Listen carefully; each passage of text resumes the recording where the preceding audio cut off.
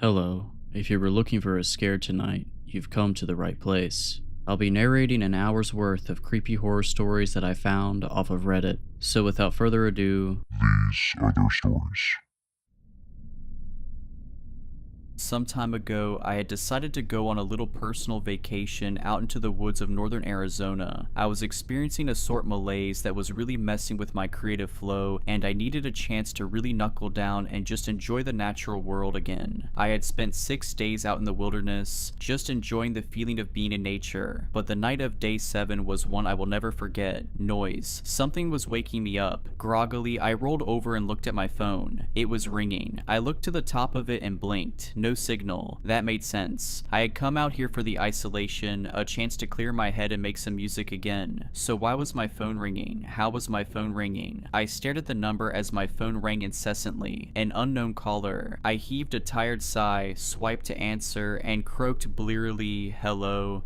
"You need to be ready. It knows you're there and it's already here. It has come for you," came the voice on the other line. "Who is this? Who am I speaking to?" I asked, the exhaustion beginning to leave my voice. "Be ready, it will be there soon. Don't open the door." The line went dead, my phone blinked, and the words "signal lost" flashed on the screen. "Don't open." I rubbed the sleep from my eyes and wearily watched my phone, waiting to see if it would ring again. "I must be losing it," I murmured, placing my phone back on the nightstand and rolling back over to go to sleep. That's when the house thundered. Booming knocks shook the glass of the windows and rattled the glassware. Jesus. I spun to the door of my room and my mouth dropped. My door was closed, but it was shaking like something was trying to get in. Boom, boom, boom. 3 knocks in short succession thundered against my bedroom door. I didn't remember locking it. The only door I locked was the front. It was the only one I figured I needed to out here. The angered knocking came again. 3 strong blows and the rattling began anew. It shook the door, and as I watched, I saw the frame begin to crack. My phone rang and the rattling stopped. Sparing a glance, I snatched it off the nightstand and looked at the number. Unknown caller again. Shakily, I swiped to answer the call and brought the phone to my ear, saying nothing. "It knows you're in there. It isn't going to be polite for long. Get under the bed. Hide." Then the line went dead again. Signal lost. I looked at the cracking door frame and wasted no time taking this mysterious caller's advice. Quickly, I crawled under the bed and watched. It was only minutes. I knew it was only minutes, but it felt like hours. I stared at the door, terror wrapping its cold arms around my gut. My breathing became ragged as my eyes remained glued to the door. It wasn't moving. There was no knocking. Had the caller been wrong this time? Was it done? Had it just given up? What was it? Questions raced through my skull, each firing out of the cannon of doubt before the next one could be rationalized. Could any of this be rationalized though? Something had called me up and warned me of something else in my house. Now that something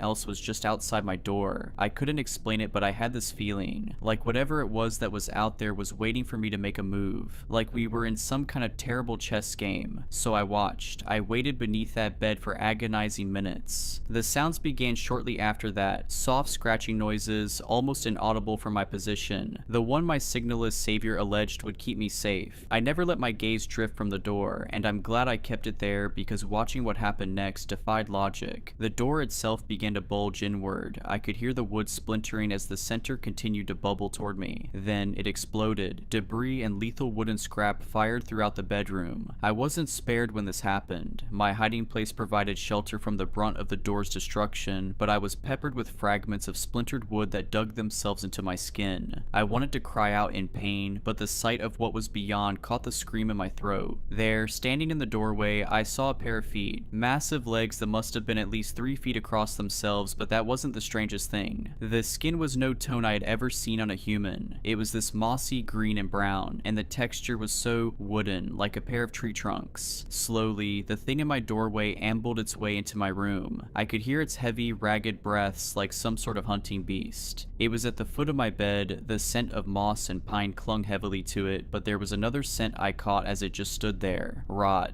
Death. The pungent odor of decaying meat clung to the creature's wooden legs. I had to cover my nose and mouth to keep from retching as it circled the bed. Was it going to throw it up and pull me out from underneath? Was this monster just waiting for the perfect chance to tear me to shreds? What was it? The feet turned and suddenly my blood felt like ice. My whole body shivered as the temperature in the room suddenly plummeted. I could see my breath as this thing let out an ear-shattering roar. I can't place the sound, but it reminded me of a mixture between a jet engine's roar and a grizzly bear's growl. I watched from my hiding place as the nightstand was lifted and launched across the room. I could only hear the thing shatter as the creature tore the place apart. My eyes were discs in my head, my hands were clamped over my mouth to hide any sounds of breathing or whimpering, but just as it spun to face the bed, it stopped. Instead, whatever it was turned and shambled out of my room. What?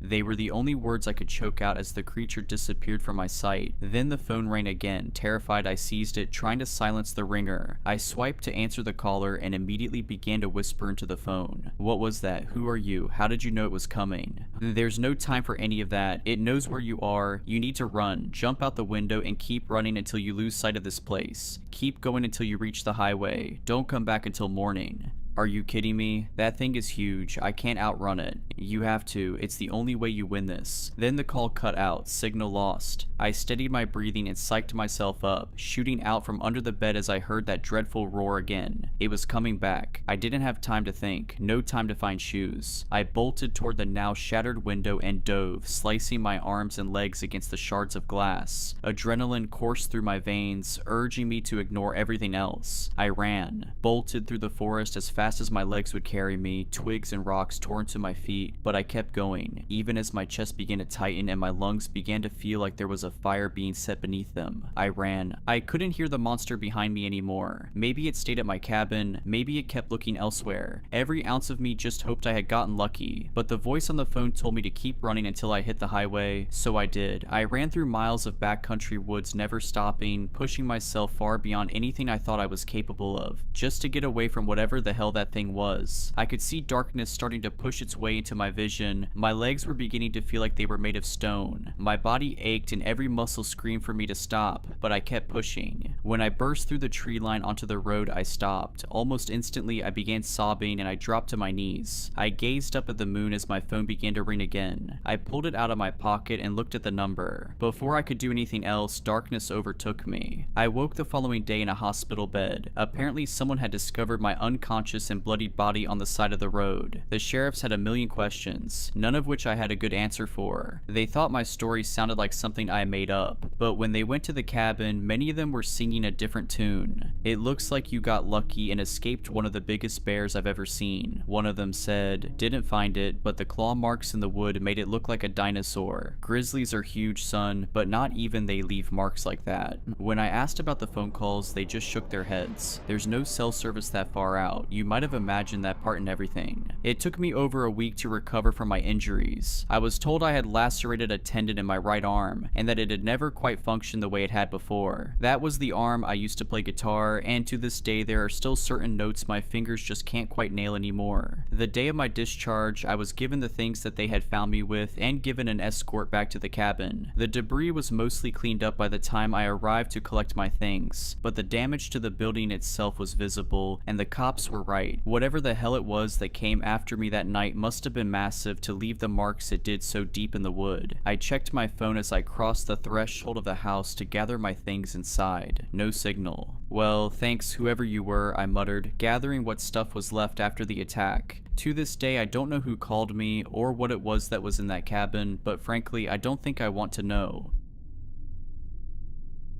My wife, Mia, and I were driving cross-country. It was our first attempt at the Great American Road Trip. Mia and I rented a small RV, more of a camper than a full-blown RV. We packed up a couple suitcases with plenty of room for any souvenirs, and we hit the dusty trail. We started our journey on the Mother Road, Route 66, driving south from Chicago until we connected to Interstate 70 and shot straight west through Missouri. The goal was to see those parts of the country we had never seen before, stopping anywhere that seemed interesting, from the plains of Kansas up through the Badlands of Wyoming and South Dakota. In Missouri, we saw the world's largest cap gun. In Kansas, we visited the Evel Knievel Museum and the world's largest belt buckle. We love all those kitschy tourist trap places. Eventually, we made it to Colorado, and after a few hours more of driving through amber waves of grain, we saw them, the Rocky Mountains. We made an exit and headed north through the winding mountain highways. The Rockies were gorgeous, snow-capped in the middle of summer. Some of the peaks pierced through the white, fluffy clouds. We saw a sign that read "Traffic Tunnel 3 miles." A little further, and sure enough, there it was, a large tunnel bored directly through the mountain in front of us. A large sign read, "Pike Tunnel, longest traffic tunnel in the nation. Please turn your headlights on now." "How long is it?" asked Mia. "That's what she said," I quipped. But she was right. There was no information beyond the detail that this was the longest tunnel in the nation. "Can't be more than a mile or two," I said as I watched the little white car ahead of us slip into the darkness. A moment later, we joined it. The tunnel was lit by fluorescence that gave everything a greenish-yellow tinge. On the left-hand side was a raised walkway behind a railing for maintenance access. Initially, I was struck by the incredible amount of work that went into the construction of this man-made marvel. "We're under 1,000,000 tons of Rocky Mountain right now," I said. "How many years before this caves in?" Mia responded. I shot her a look. "Let's save the cave-in talk until we're out on the other side." "I'm just saying nature will take this back eventually," she continued. I scanned the empty road ahead of us. "Where did the other car go?" I asked. We were now alone in the tunnel, no cars ahead of us nor behind us.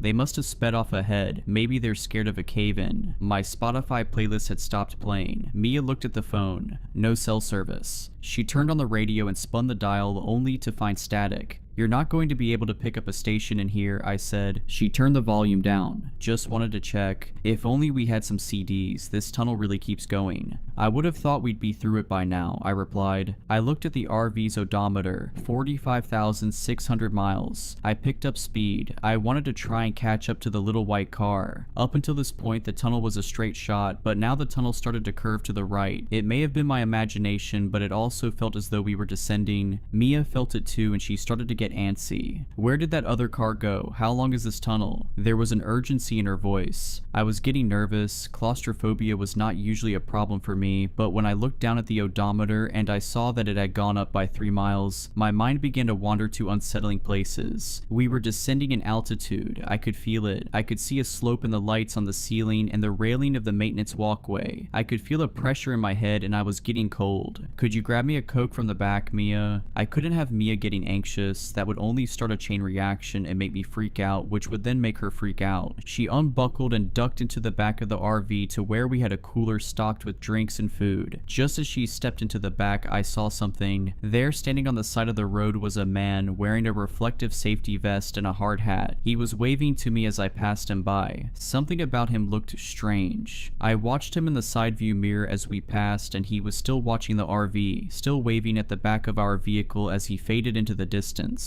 Mia reappeared from the back of the RV, Coke in hand. She popped it and handed it to me. "You look worried." "I'm fine," I smiled and took a sip of the Coke. "Eric, slow down." I slammed on the brakes as I saw what made Mia scream. In the road in front of us was a roadblock. 2 reflective traffic sawhorses blocked both lanes of the tunnel. Beyond the roadblock, the lights of the tunnel were dark. There was nothing but a void of blackness. Standing in front of the roadblock was another man wearing a reflective vest and a hard hat. Only this time his hard hat had a light on top which obscured his face. We came to a jolting stop. I turned to Mia. "Are you okay?" I asked. "I'm fine," she replied. "It's a cave-in, isn't it?" God, I hope not. I rolled down the window, leaned out and yelled to the man in the hard hat. "Hey, what's going on?" The man was about 5 yards away. He took 2 steps towards us and then raised a hand to his mouth and yelled, "Just doing some maintenance." "How long is it gonna take?" I yelled back. The man made a hand gesture as if he didn't hear me. "How long is it gonna take?" I called again. He made the same gesture. I unbuckled my seatbelt and grabbed the door release. "What are you doing?" Mia asked. "I gotta know what's going on." "Eric, just stay here. It might not be safe."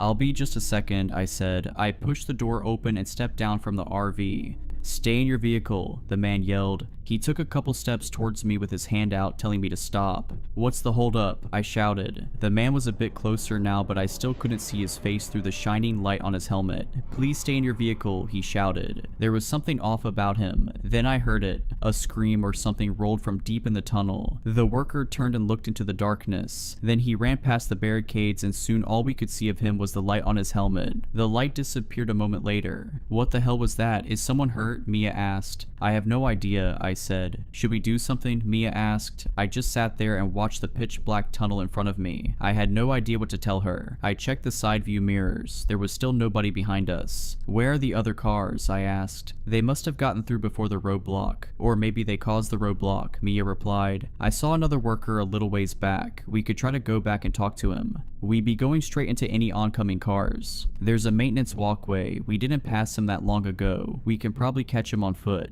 Maybe we should just wait for the guy to come back." She reached over and grabbed my arm. I squeezed her hand. She was right. I looked out at the tunnel ahead of us. I turned on the RV's high beams, but all I could see beyond the roadblock was more tunnel and more road. I checked my phone. Unsurprisingly, there was no service still. We waited, but the man never came back. "It's been 20 minutes, Mia said. "How come there hasn't been another car behind us?" I was having the same thought. I rolled down my window and stuck my head out. I looked back at the road behind us. It went back about 200 yards before curving out of sight. There was no sign of that first worker I saw on the maintenance walkway. I looked at the roadblock ahead of us and clicked on the RV's high beams. There was nothing beyond the roadblock but more tunnel. It didn't look like it was under construction, just very dark. "I think we should keep going," I said. "What about the roadblock?" "We'll move those sawhorses out of the way and just drive past," I said as I opened my door. Mia looked at me, then she cast her eyes to the dark tunnel ahead of us. I knew she was processing the same limited options that I was. Driving backwards would be a huge risk in the instance of another car finally coming along. Getting out and walking would take God knows how long. We could have driven 10 miles at this point. Forward was our best option. "Let's do it," Mia said. We jumped out and quickly pulled the two sawhorses out of the right lane. I pulled the RV up past the barriers, then we jumped out again and put the sawhorses back where they were. We didn't need another car to come barreling through. We were finally moving again, slowly. It was pitch black save for the high beams of the RV. We crept forward at around 15 miles per hour. As the tunnel turned and twisted, my eyes started to play tricks on me. I kept seeing shapes at the furthest point of the tunnel. I kept seeing something standing just at the end of the next bend, but as we rolled forward, there was nothing there. "Where are the workers?" Mia asked. "I don't know." I was done rationalizing. This was all wrong. Traffic tunnels are never this long. My mind started to wander to all the road trip urban legends I'd read about. The killer in the backseat, the disappearing gas station, the pale man in the cornfield. Did we stumble into some strange outlier location? An in-between point on the endless roads that cross this country? Then I saw it. "Look, a person, thank God," Mia shouted. As we rounded a curve in the tunnel, a group of maintenance workers entered our view. The three of them stood on the left side of the road behind two more sawhorses topped with flashing lights. Two of them faced towards us, the third was facing the other two. The one with his back to us wore a light on his hard hat. Was this the same guy we saw earlier? How did he get this far away? I approached slowly and rolled down the window. "Hey, you left us waiting back there," I yelled. There was no response. In fact, all three men were completely silent, and it was hard to tell in the flashing light of the sawhorses, but they looked to be standing completely still. "Hello?" I yelled again. I pushed open my door and stepped out onto the pavement. "Eric, wait." I held up a finger to Mia. "Just a second." I slowly stepped towards the three men. "Hello?" No response. What the? The bright lights of the sawhorses obscured their faces. I kept moving closer. "Hey, what's going on?" Then I saw it at their faces. They were plastic. In front of me stood three mannequins. I backed away toward the RV, then I turned and walked hurriedly to the vehicle. I was seriously freaked out, but I didn't want to alarm Mia. I climbed into the driver's seat and slammed the door shut. "They're mannequins," I said. "What?" "They're mannequins." "Why, what?" "I don't know."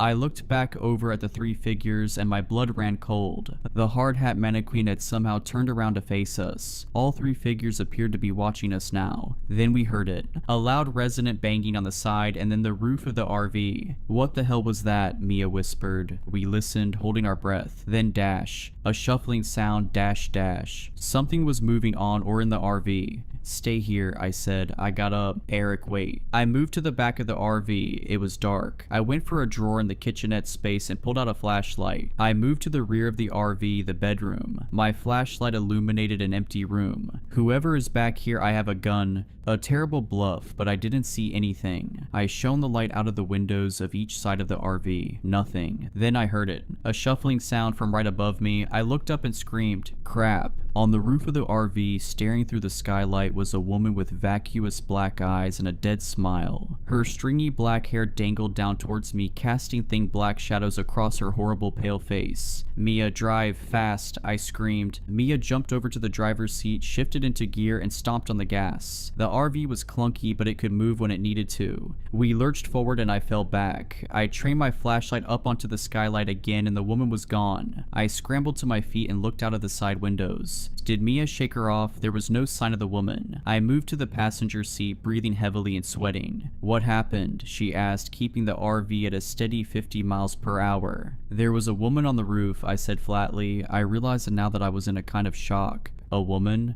Her eyes were black. Mia just looked at me, then back at the tunnel ahead of us. "There's something wrong with this tunnel," I whispered. Mia pointed at the road ahead. "Look." I looked out at the tunnel. There were more mannequins. A lot more mannequins. They were positioned on both sides of the road. They were all facing us, and even though I never saw them move, when I looked in the side view mirror, they were somehow still facing us, turning to watch us as we drove past, watching without eyes. "Just keep driving," I said. As we drove on, the mannequins crowded the sides of the road more and more. There were thousands of them. Eventually they were so close that some of their outstretched arms hit the side of the RV. They were closing in on us, squeezing our path forward. One stood in the middle of the road. "I don't think I can get around it." "Run it over, don't stop." The RV smashed into the mannequin. Its head shot forward and bounced against the windshield, and the vehicle shuddered as it rolled over the body. Soon there were 2 in the road, then 3. I could see where this was going. Pretty soon there would be too many for the RV to ram through, but god damn it, we were going to get through as many as we could. "Speed up, Mia." Crash. The sound was surreal, smashing into mannequin after mannequin at nearly 60 miles per hour. Hands, legs, heads, and torsos flew. The windshield cracked, the RV shuddered and screamed, and eventually slowed down, despite the screaming engine. I'm certain the axle was jammed up with lifeless, plastic body parts. Eventually we came to a stop. "She won't move," Mia said. She pressed on the gas, but it was no use. The RV just rocked a little bit. "Try reverse." She shifted and pressed on the gas. We got some decent movement before running into another jam. "Crap.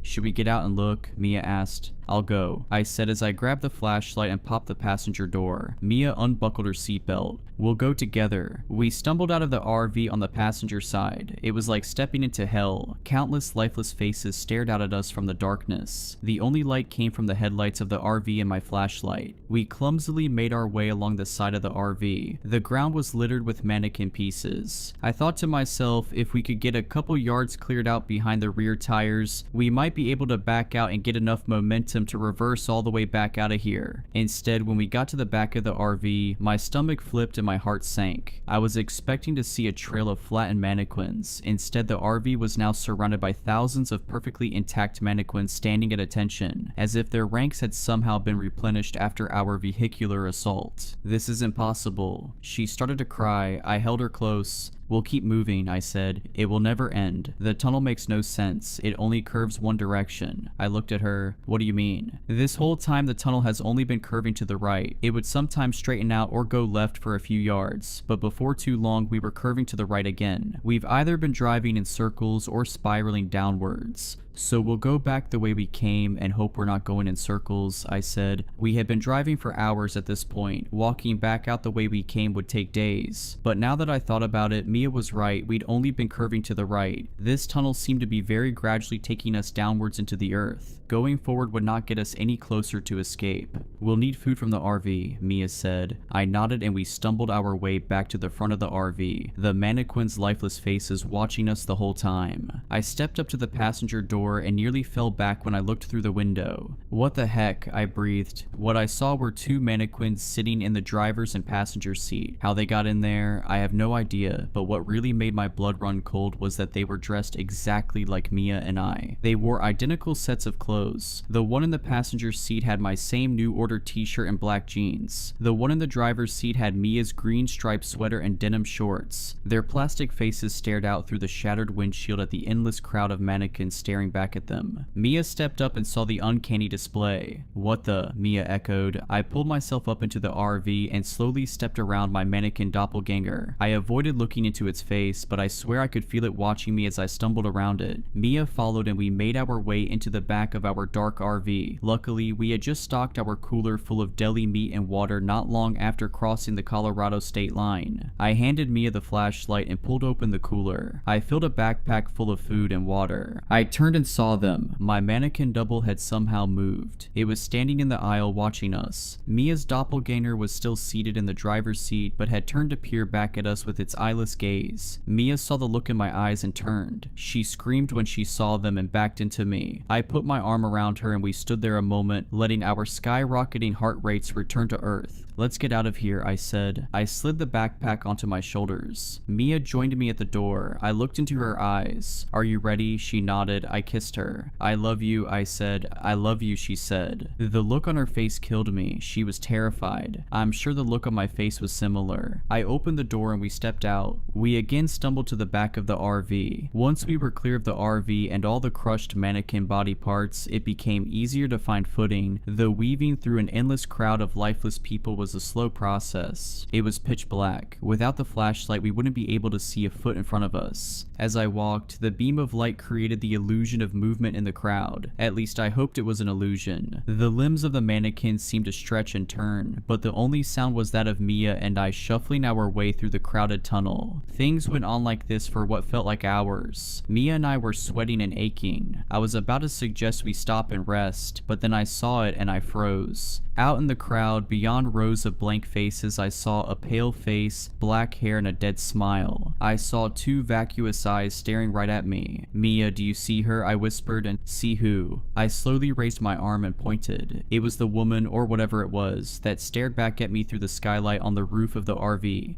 "Oh my God," Mia squeaked. I could see now that the pale-faced woman was tall, a few inches taller than the mannequins. As I pointed, she stared back at me with that terrible grin. "What do we do?" Mia whispered. I raised the flashlight and pointed it right at the pale-faced woman. I thought maybe this would scare her off. I was wrong. The light only made her appear more unsettling as she stared back unflinchingly. "What do you want?" I yelled. She only stared back at me. She was as still as the mannequins. "We have to keep going," I whispered. Mia didn't respond. Her body was tense as she held onto me. "We've come this far. We can't turn back again," I continued. I pulled Mia's hand and we continued on our way through the mannequins, keeping the distance between us and her as wide as possible. As we moved past, she kept watching us. Though her movements were imperceptible to us, her eyes never left us, like one of those portraits whose eyes appear to watch you no matter where you stand. Finally, we got far enough that she was out of sight, but the thought of her being somewhere behind us only unsettled me further, and I quickened our pace. As the hours wore on, there was no sign of the pale-faced woman, and the crowd of mannequins began to thin out. They still populated the tunnel from one end to the other, but there was more space between them, allowing Mia and I to walk more freely. The mannequins on the maintenance walkway on the side of the tunnel seemed to thin out as well, and I decided it would give us a better vantage if we were walking up there. I helped Mia climb up the railing that bordered the walkway, then I climbed up behind her. The walkway was elevated 3 or 4 feet above the roadway. We could easily see over the heads of the mannequins in both directions. There was, of course, no end to the tunnel in sight. We kept walking. The mannequins continued to thin out, but they were different now. They were mannequins dressed as maintenance workers again, but also mannequins dressed as families and businessmen. There was even a group of mannequin nuns standing in a single file line, heads bowed in prayer. Needless to say, we passed none of this on the way into the tunnel. I was feeling very hopeless that we were going to be able to find our way out. I was far beyond speculating how this was at all possible. It's not possible. And even if it were, there is no good reason for someone to do this to us. The only explanation was the supernatural. Then I saw her. Rather, I saw them. Arranged in the middle of the tunnel was a circle of mannequins with long black hair and tattered cloth. They looked exactly like the pale-faced woman, minus any facial features. I kept a close watch on them as we passed to make sure they didn't start following us. "A door," Mia shouted. Mia pointed a few paces ahead of her. There was a door leading into the wall of the tunnel. We ran towards it. Mia grabbed the handle, turned it and pulled. It was heavy and Mia had to brace her foot on the wall to get it moving. The metal door groaned as if it hadn't been opened in years. Finally, it was open enough to see past. It was a hallway. It went out about 5 yards, then turned right at a 90-degree angle. The strangest part was the design of the hallway. It wasn't cement or pavement like the tunnel. The walls were wood paneled and the floor was covered in a thick carpet, like a house from the 1970s. I say we see where this takes us, Mia said. There was no reason to disagree, but I wasn't going to get us trapped in there. I opened up my backpack and took out a water bottle. I opened it and handed it to Mia. She drank half, then I drank the other half. I slowly closed the door, shoving the empty water bottle in the crack to keep it from closing all the way. I turned to Mia. Okay, let's go.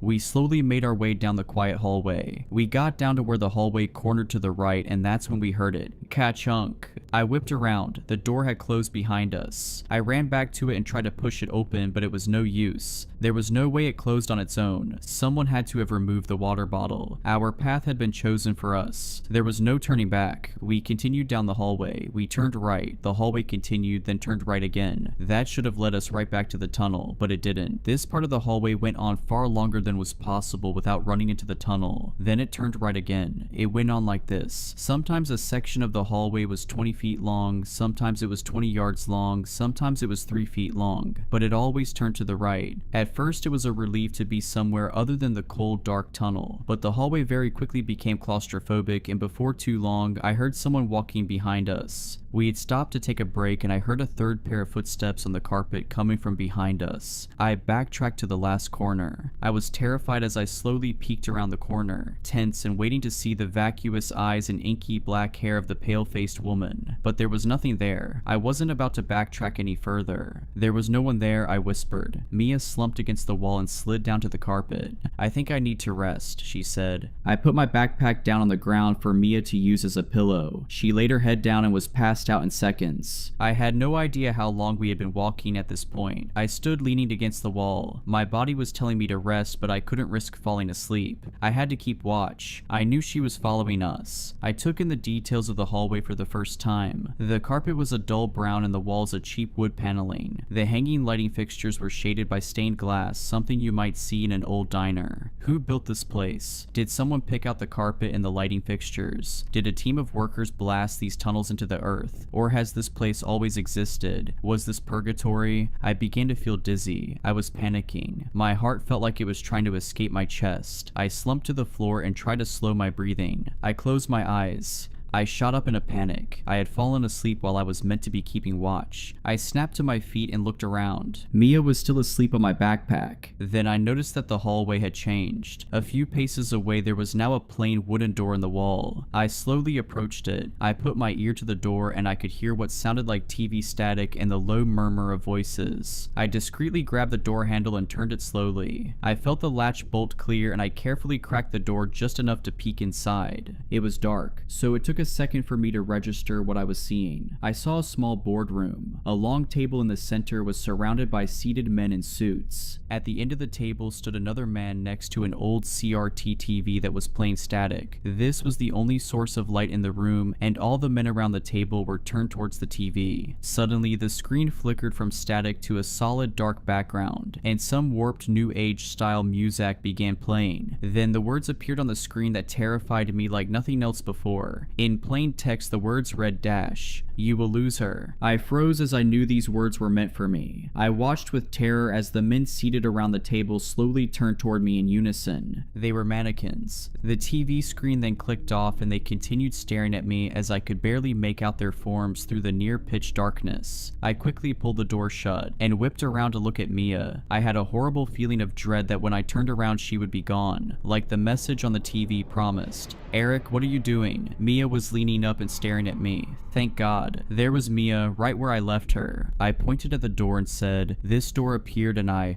"What door?" she interrupted. I turned and sure enough, the door was now gone. I explained what happened to her, but I left out the message that appeared on the screen. "You will lose her." Those words still burned in my brain. I tried to force them out. We drank water, ate granola, and then got moving again. Hallways, endless hallways. After a couple hours of walking, we started to hear music. There were small speakers in the corners of the ceiling. I recognized it as the same new age music that played on the TV in the boardroom. The melody drilled into our minds. Combined with the dull aesthetics of the quiet hallways and the endless right turns, the music had a hypnotizing effect. The lengths of the halls became more uniform. That is to say, the straight section of hallway was about 7 paces, then a right turn, then 7 paces and a right turn. "I think we're walking in circles or a square," Mia said. I looked at her and took out a bottle of water. I peeled off the plastic label and dropped it on the floor. Then we kept walking. 7 paces right turn, 7 paces right turn, 7 paces right turn. And there it was. Mia was right. The label for my water bottle lay in the middle of the hallway. Somehow we had been led into a loop. I lost it. I kicked the wall repeatedly and screamed. Mia just leaned her back against the wall. This was our dynamic. If one of us lost it, the other became zen and thought of a solution. More often than not, I was the one to lose it. I finally stopped freaking out. "There has to be a way out, a door," Mia said. "We would have seen it," I replied. "A hidden door," she said. She turned around and ran her hands along the cracks of the wood paneling. "Most likely on the outer wall," she said. She beat her fist on the wall, listening for a change in the sound. I exhaled heavily, sweating and tired, and I started searching the wall as well. We checked the whole first wall, nothing. We checked the second wall, nothing. The third, nothing. The final wall, nothing. I gave up and slumped on the floor. Mia immediately went over to the other side of the hall and started checking the inner wall. "What are you doing? I thought you said it would be on the outer wall," I asked. Then we heard it. Mia beat the wall, and instead of the dead thud, we heard a resonate boom. A door. I shot up and started tapping the wall with Mia until we found where the door ended. It was the width of about 4 wooden panels. I lined myself up in the center, lowered my shoulder, and pushed. It moved. It barely moved, but it was enough to confirm this actually was a door. I recentered and tried again, lowering my center of gravity. I pushed as hard as I could. The door pushed inward about 3 inches, then Mia joined in. We slowly moved the door, 5 inches, then 10, then 15, then 20. Then Mia slipped inside. I had a moment of panic as she disappeared into the darkness, and those haunting words came back into my mind, "You will lose her." I darted past the doorway, falling through the threshold and hitting the concrete floor. I looked up and there was Mia, thank God. I promised myself I'd never let her out of my sight again. "The exit," Mia said. She looked and sounded as if she were 1,000 miles away. I got to my feet and followed her gaze. What I saw nearly brought me to tears. We were back in the tunnel, but there was light. About a mile down was the mouth of the tunnel, and daylight pouring in. Beautiful daylight. I grabbed Mia tight and kissed her. "Thank God," she cried. We started moving. Nothing was going to slow us down this time. We sped up into a run down the maintenance walkway towards that beautiful sunlight. As we approached, something else came into view. Parked in the middle of the roadway was a large vehicle.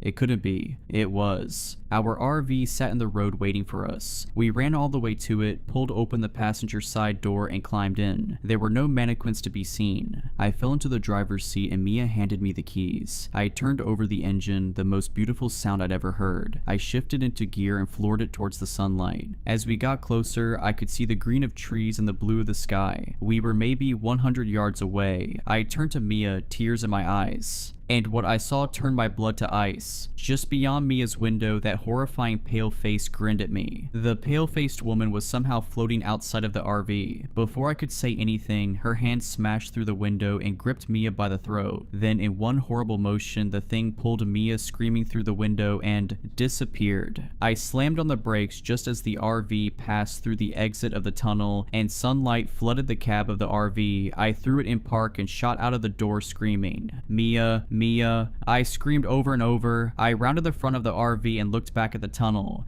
And what I saw shattered my mind. The tunnel was gone. There was only open road. I had lost her. A few weeks ago, I rented a cabin near Pitkin County, Colorado for a weekend getaway with my wife and daughter. For their privacy, I'll refer to my wife as Elena, and my daughter, who's between 4 and 8 years old, as Sophia. It was dusk by the time we arrived at the cabin, far later than Elena and I had planned. The afternoon's anticipation gone, the promise of a relaxing vacation already sullied, and my back sore from changing the tire which had been eviscerated by the forest road. The mood was thoroughly ruined. Maybe that should have been an indication as to how the rest of the trip would go. The cabin itself was beautiful and rustic. Nestled among the towering pines, the two-story building blended into the surrounding woodlands with its dark-stained wooden siding and stone chimney. Large windows glistened with the last light of day, and the wrap-around porch boasted a hanging patio swing. Much to Sophia's delight, she ran straight for it and started swinging as Elena and I carried the bags inside. When I unlocked the door and turned on the lights, I found myself surprised by the decor. In stark contrast to the classy, almost minimalist exterior of the cabin, the interior was remarkably cluttered. It was like every square surface, countertops, bookshelves, tables, etc., was covered in little trinkets, tchotchkes as my mother would have called them. There were coasters, candles, vintage oil lamps and compasses, and a bunch of wooden animal carvings, each about a foot tall. The interior wasn't dirty by any means, just more crowded than expected. I found it charming in a weird way, though Elena was less fond. I remember her taking a long look at the place and saying, "Interesting," which is her code for, "I don't like what I'm seeing, but I also don't want to make a big deal about it." It was past Sophia's bedtime, so after coaxing her off of the porch swing, I helped her get set up for the night. There were 2 bedrooms on the second floor, a master suite with an attached bathroom, and a smaller bedroom that was pretty clearly set up as a kid's room for visitors to the cabin. The cabin was specifically advertised as family-friendly and good for parents with younger children, so it was no surprise when the smaller bedroom was full of colorful toys and plushies. There was a fireplace across from the bed, its mantel showcasing a full set of those wooden animal carvings, 1 moose, 1 bear, 1 trout, and so on. There was also 1 particularly large teddy bear sitting on the bed, partially buried under the covers like it was getting ready for bed. Sophia instantly fell in love, and I thought it was sweet that the cabin's owner had gone the extra mile to make the place welcoming. I didn't love the idea of her cuddling it to sleep though, since it likely hadn't been washed between visits, so I propped it up on a chair next to the bed before tucking Sophia in for the night. Tired from our travels, Elena and I went to sleep not too long afterwards. Saturday was our designated lake day. After making breakfast and waking up Sophia, who had to be convinced not to take her new best friend Mr. Bear out on the water with us, we grabbed the kayaks off of our roof rack and headed down to the shore. We were a short walk from the lake, and I was absolutely blown away by the natural splendor. Our cabin was semi-isolated, remote enough to give my family peace and privacy, but close enough to civilization that we could easily access help in case of an emergency. We were a 5-minute drive into town and a 5-minute walk to the nearest neighboring cabin, which we passed on the way to the lake. It was a gorgeous building, far more intricate and seemingly much older than the one we were renting. There was an older woman sitting on the porch as we passed it by, and although I couldn't wave since both hands were full with the kayaks, I gave her a nod and a friendly smile. She stared at me in response, her expression completely blank. She was looking directly at me, but almost looked like she was in a trance or something. "What was that all about?" I quietly asked Elena once we were out of earshot. "Not sure," my wife answered. "She looks pretty settled in there. Maybe that's her home and she doesn't appreciate her neighbor running an Airbnb." That seemed a logical explanation. I stole a quick glance over my shoulder before the house completely disappeared behind us, and saw that the woman was now walking down the steps of her front porch, her gaze still fixed on us. Elena and I exchanged worried looks and picked up the pace a little, Sophia running along ahead of us, joyful and oblivious. Once we reached the shore, we hopped into the kayaks and pushed off into the water. We weren't exactly running away from the woman, it was more so that we wanted to avoid a confrontation if we could. As we started paddling out into the lake, the woman appeared at the tree line but never came any closer. I gave her a wave, and again, she gave me no response but a glower. It occurred to me that she might have been trying to warn us about the lake, maybe about a current or algal bloom, but I'd researched the area extensively to make sure it was safe, and her demeanor wasn't quite urgent or benevolent enough for that to be the case. The rest of the day was thankfully devoid of any more strange encounters. After a calm day of swimming and hiking, we returned to the cabin in the evening for dinner and s'mores. Sophia brought Mr. Bear outside to help with the s'mores, to mine and Elena's amusement. We had no idea how we would convince her to leave the stuffed animal behind when we left on Monday night. After we put Sophia to sleep at 8 p.m., Elena and I watched a movie, had a drink, and then went to sleep at 10:30 or so. At midnight, according to my phone clock, I heard what sounded like a knock. I sat up in bed, checked the time, and listened for a minute. A few seconds passed, and then there came 3 knocks in quick succession. I gently shook Elena awake, waiting to hear the sound again, and after a moment I did. There was someone at the front door of the cabin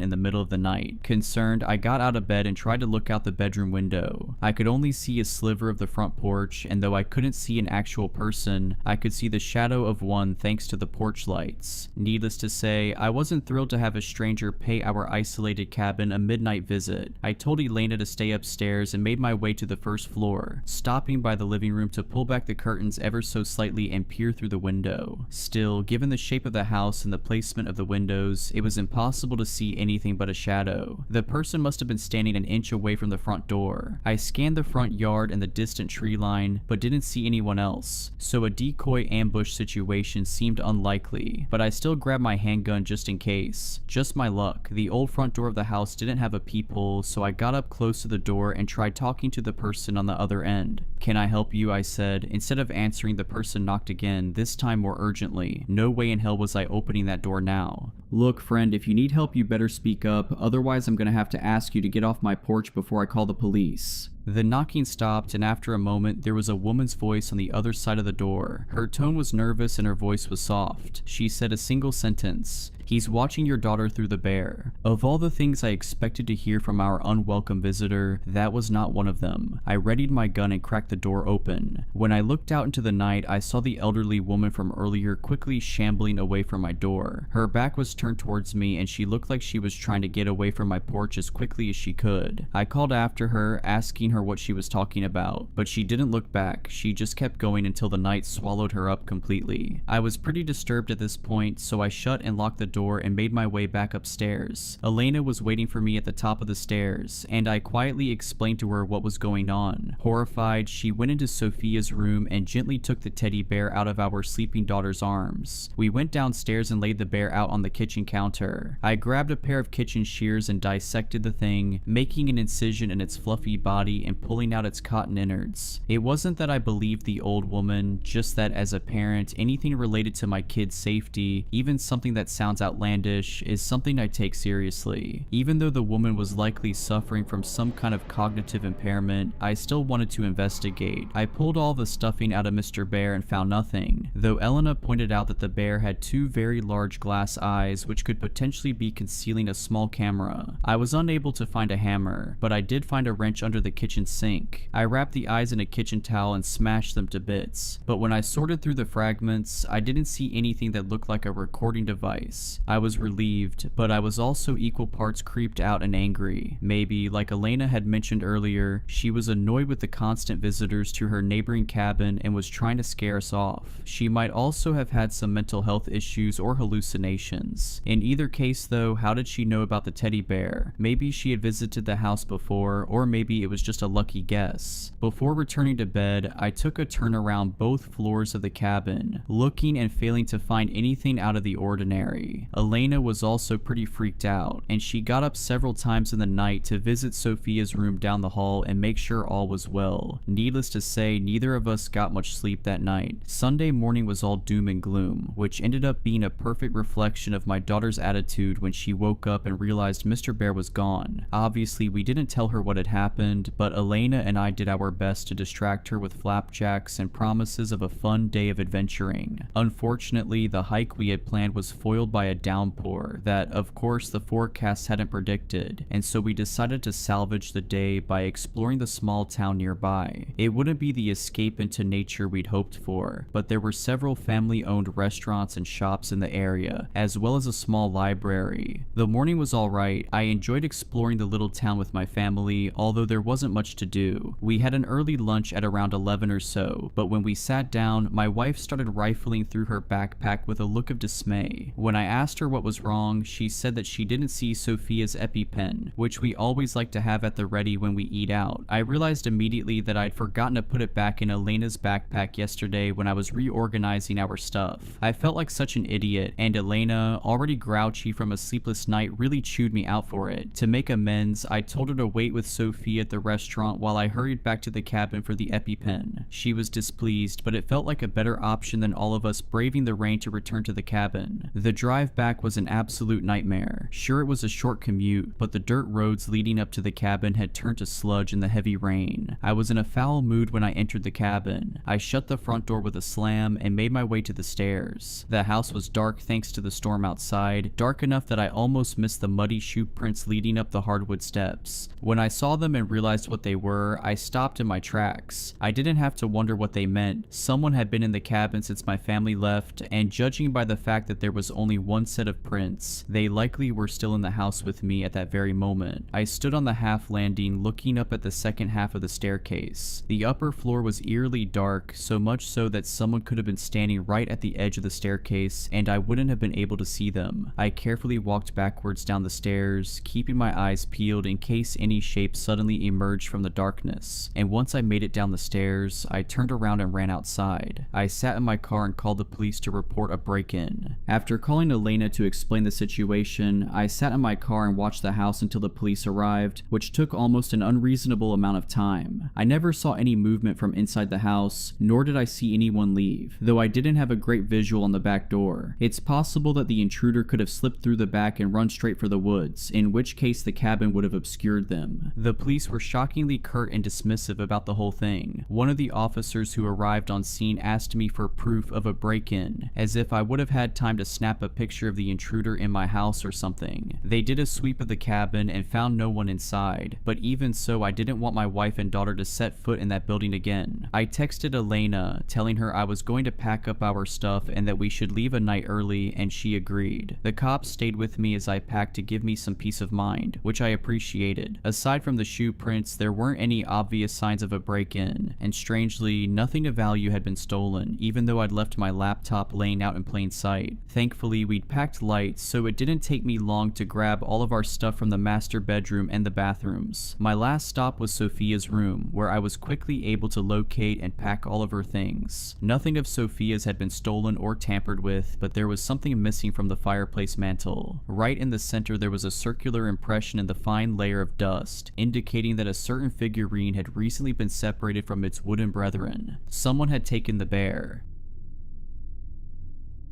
It had been raining for most of the day. Yesterday's forecast was for a light shower, but this was torrential. I peeked out the window, and in the darkness of the late afternoon, I could see a river of rainwater cascading down either side of the street. My parents were getting worried about my sister. Emily had spent the day at a friend's house and was supposed to be back an hour ago. Just as my dad was about to get in his car and go for a drive around the block to find her, the front door opened. Emily walked in dressed in her yellow raincoat. Much to my parents' chagrin, she was holding onto the worn collar of an old soaking wet dog. The thing was a mongrel, but I could make out the Alsatian in it, maybe some golden retriever. As I tried to work it out, I made a mental note to put dog breeder down on my list of career interests for school. My parents exchanged apprehensive glances as Emily smiled awkwardly and explained how she found him shivering in the rain on the side of the road. There was something about its eyes, she said, that made her instantly feel sorry for the poor guy. My dad knelt by the dog and had a look at its collar. It was battered, its red color fading, and it had no name, phone number, or address written on it. My father stood up with a sigh and told Emily that he'd bring the mutt to the vet on Thursday to see if it had been chipped, and for the 5 days until then, looking after it would be her responsibility. Emily beamed at my dad and took the dog into the kitchen to towel it down. Later on that evening, she brought it back into the living room and informed us that his name was Buster. My father warned against getting too attached, but she didn't listen. She spent the rest of the day playing with Buster and sending pictures of him to her friends. That night, Buster slept on a makeshift bed of old blankets and cardboard in the kitchen. My parents prayed that he wouldn't make a mess of the place at night. Emily hugged Buster and gave him another treat before rushing off to her room. In the morning, all was well. It looked like Buster hadn't moved an inch. The dopey guy barely looked up at us when we crowded into the kitchen for breakfast. Immediately, Emily knelt beside him, rubbing his tummy and stroking his fur. I think Emily was too afraid of taking Buster for a walk, just in case she bumped into his owners and they dragged him away from her. The garden had been turned to mud the day before, and there wasn't a chance in hell that my mother would let that dog back in the house if he had a trace of muck on his paws. So he, like the rest of us, spent that day cooped up inside. Not that he seemed to mind. My dad cooked up a lamb chop for Buster that night at Emily's request. It was the most animated I've seen him. His eyes lit up as it was placed in front of him, and we all erupted into laughter as he tore into it. That night, I jolted awake. The radio alarm clock on my bedside cabinet informed me in analog red light that it was 4:37. I lay there, but quickly began to fall back to sleep. As I could have sworn I heard something moving around in the hallway. I assumed it was my dad stumbling to the bathroom in a drunken stupor, and for the second time that night, sleep took me. I spent most of the next day hanging out with friends around town. We rode our bikes, threw stones at the windows of the old house on Mill Street, and dared each other to shoplift from the local off-brand gas station. I made off with a packet of apple-flavored chewing gum. When I came home, things felt different, hostile. I didn't want to ask what happened, but before I could slink off to my room, my mother told me Emily had accidentally knocked over my grandfather's urn while playing with Buster in the front room. I suppressed a chuckle at the thought of how much trouble she'd be getting in. Mature of me, I know. That evening there was silence around the dinner table, broken only by Buster's whining. I woke up again that night. This time I swung myself out of bed. My mouth was dry and my breath left a stale taste at the back of my throat. I wandered downstairs to the kitchen to get a glass of water. I tried to be as silent as possible, not wanting to disturb the sleeping dog. Buster slept soundly in his little bed, and I knew a freight train going past wouldn't wake him. I poured a glass of water and drank it in a continuous gulp. Then an idea came to me. I crouched by the cabinet my dad kept his whiskey in. I opened it, trying not to let the hinges creak. I picked out a bottle and stood up. I gently unscrewed the cap and took a sip. I coughed and choked and spluttered. As I went for another sip, I heard movement upstairs. I knew my father would kill me if he caught me drinking. I hastily put the cap back on and placed it back in the cupboard. I speed walked out the kitchen, desperate not to make a noise. Just before I began ascending the stairs, I heard the door to my parents' room open. I quickly turned around and hid in the living room. I heard my father walk down the stairs and into the kitchen. My heart was beating like a tribal drum as I hurried out of the living room, and I stepped agonizingly loudly up each creaky step back to my bedroom. I thought I had made it, but just as I was pushing my bedroom door open, I heard a voice behind me. It was my father. He'd popped his head out of his bedroom. He asked if it was me moving around. I told him that I'd just gone downstairs to get a glass of water. He told me to keep it down, and before he retreated back into the darkness of his room, I saw my mother stirring in the bed behind him. He closed the door. That morning I woke up with a migraine. Nothing too major, but it was a drawback from what would have otherwise been a great day. My sister was at some dance club, my mother was visiting the solicitor in town, and my father had gone golfing. On this rare occasion, I had the house to myself.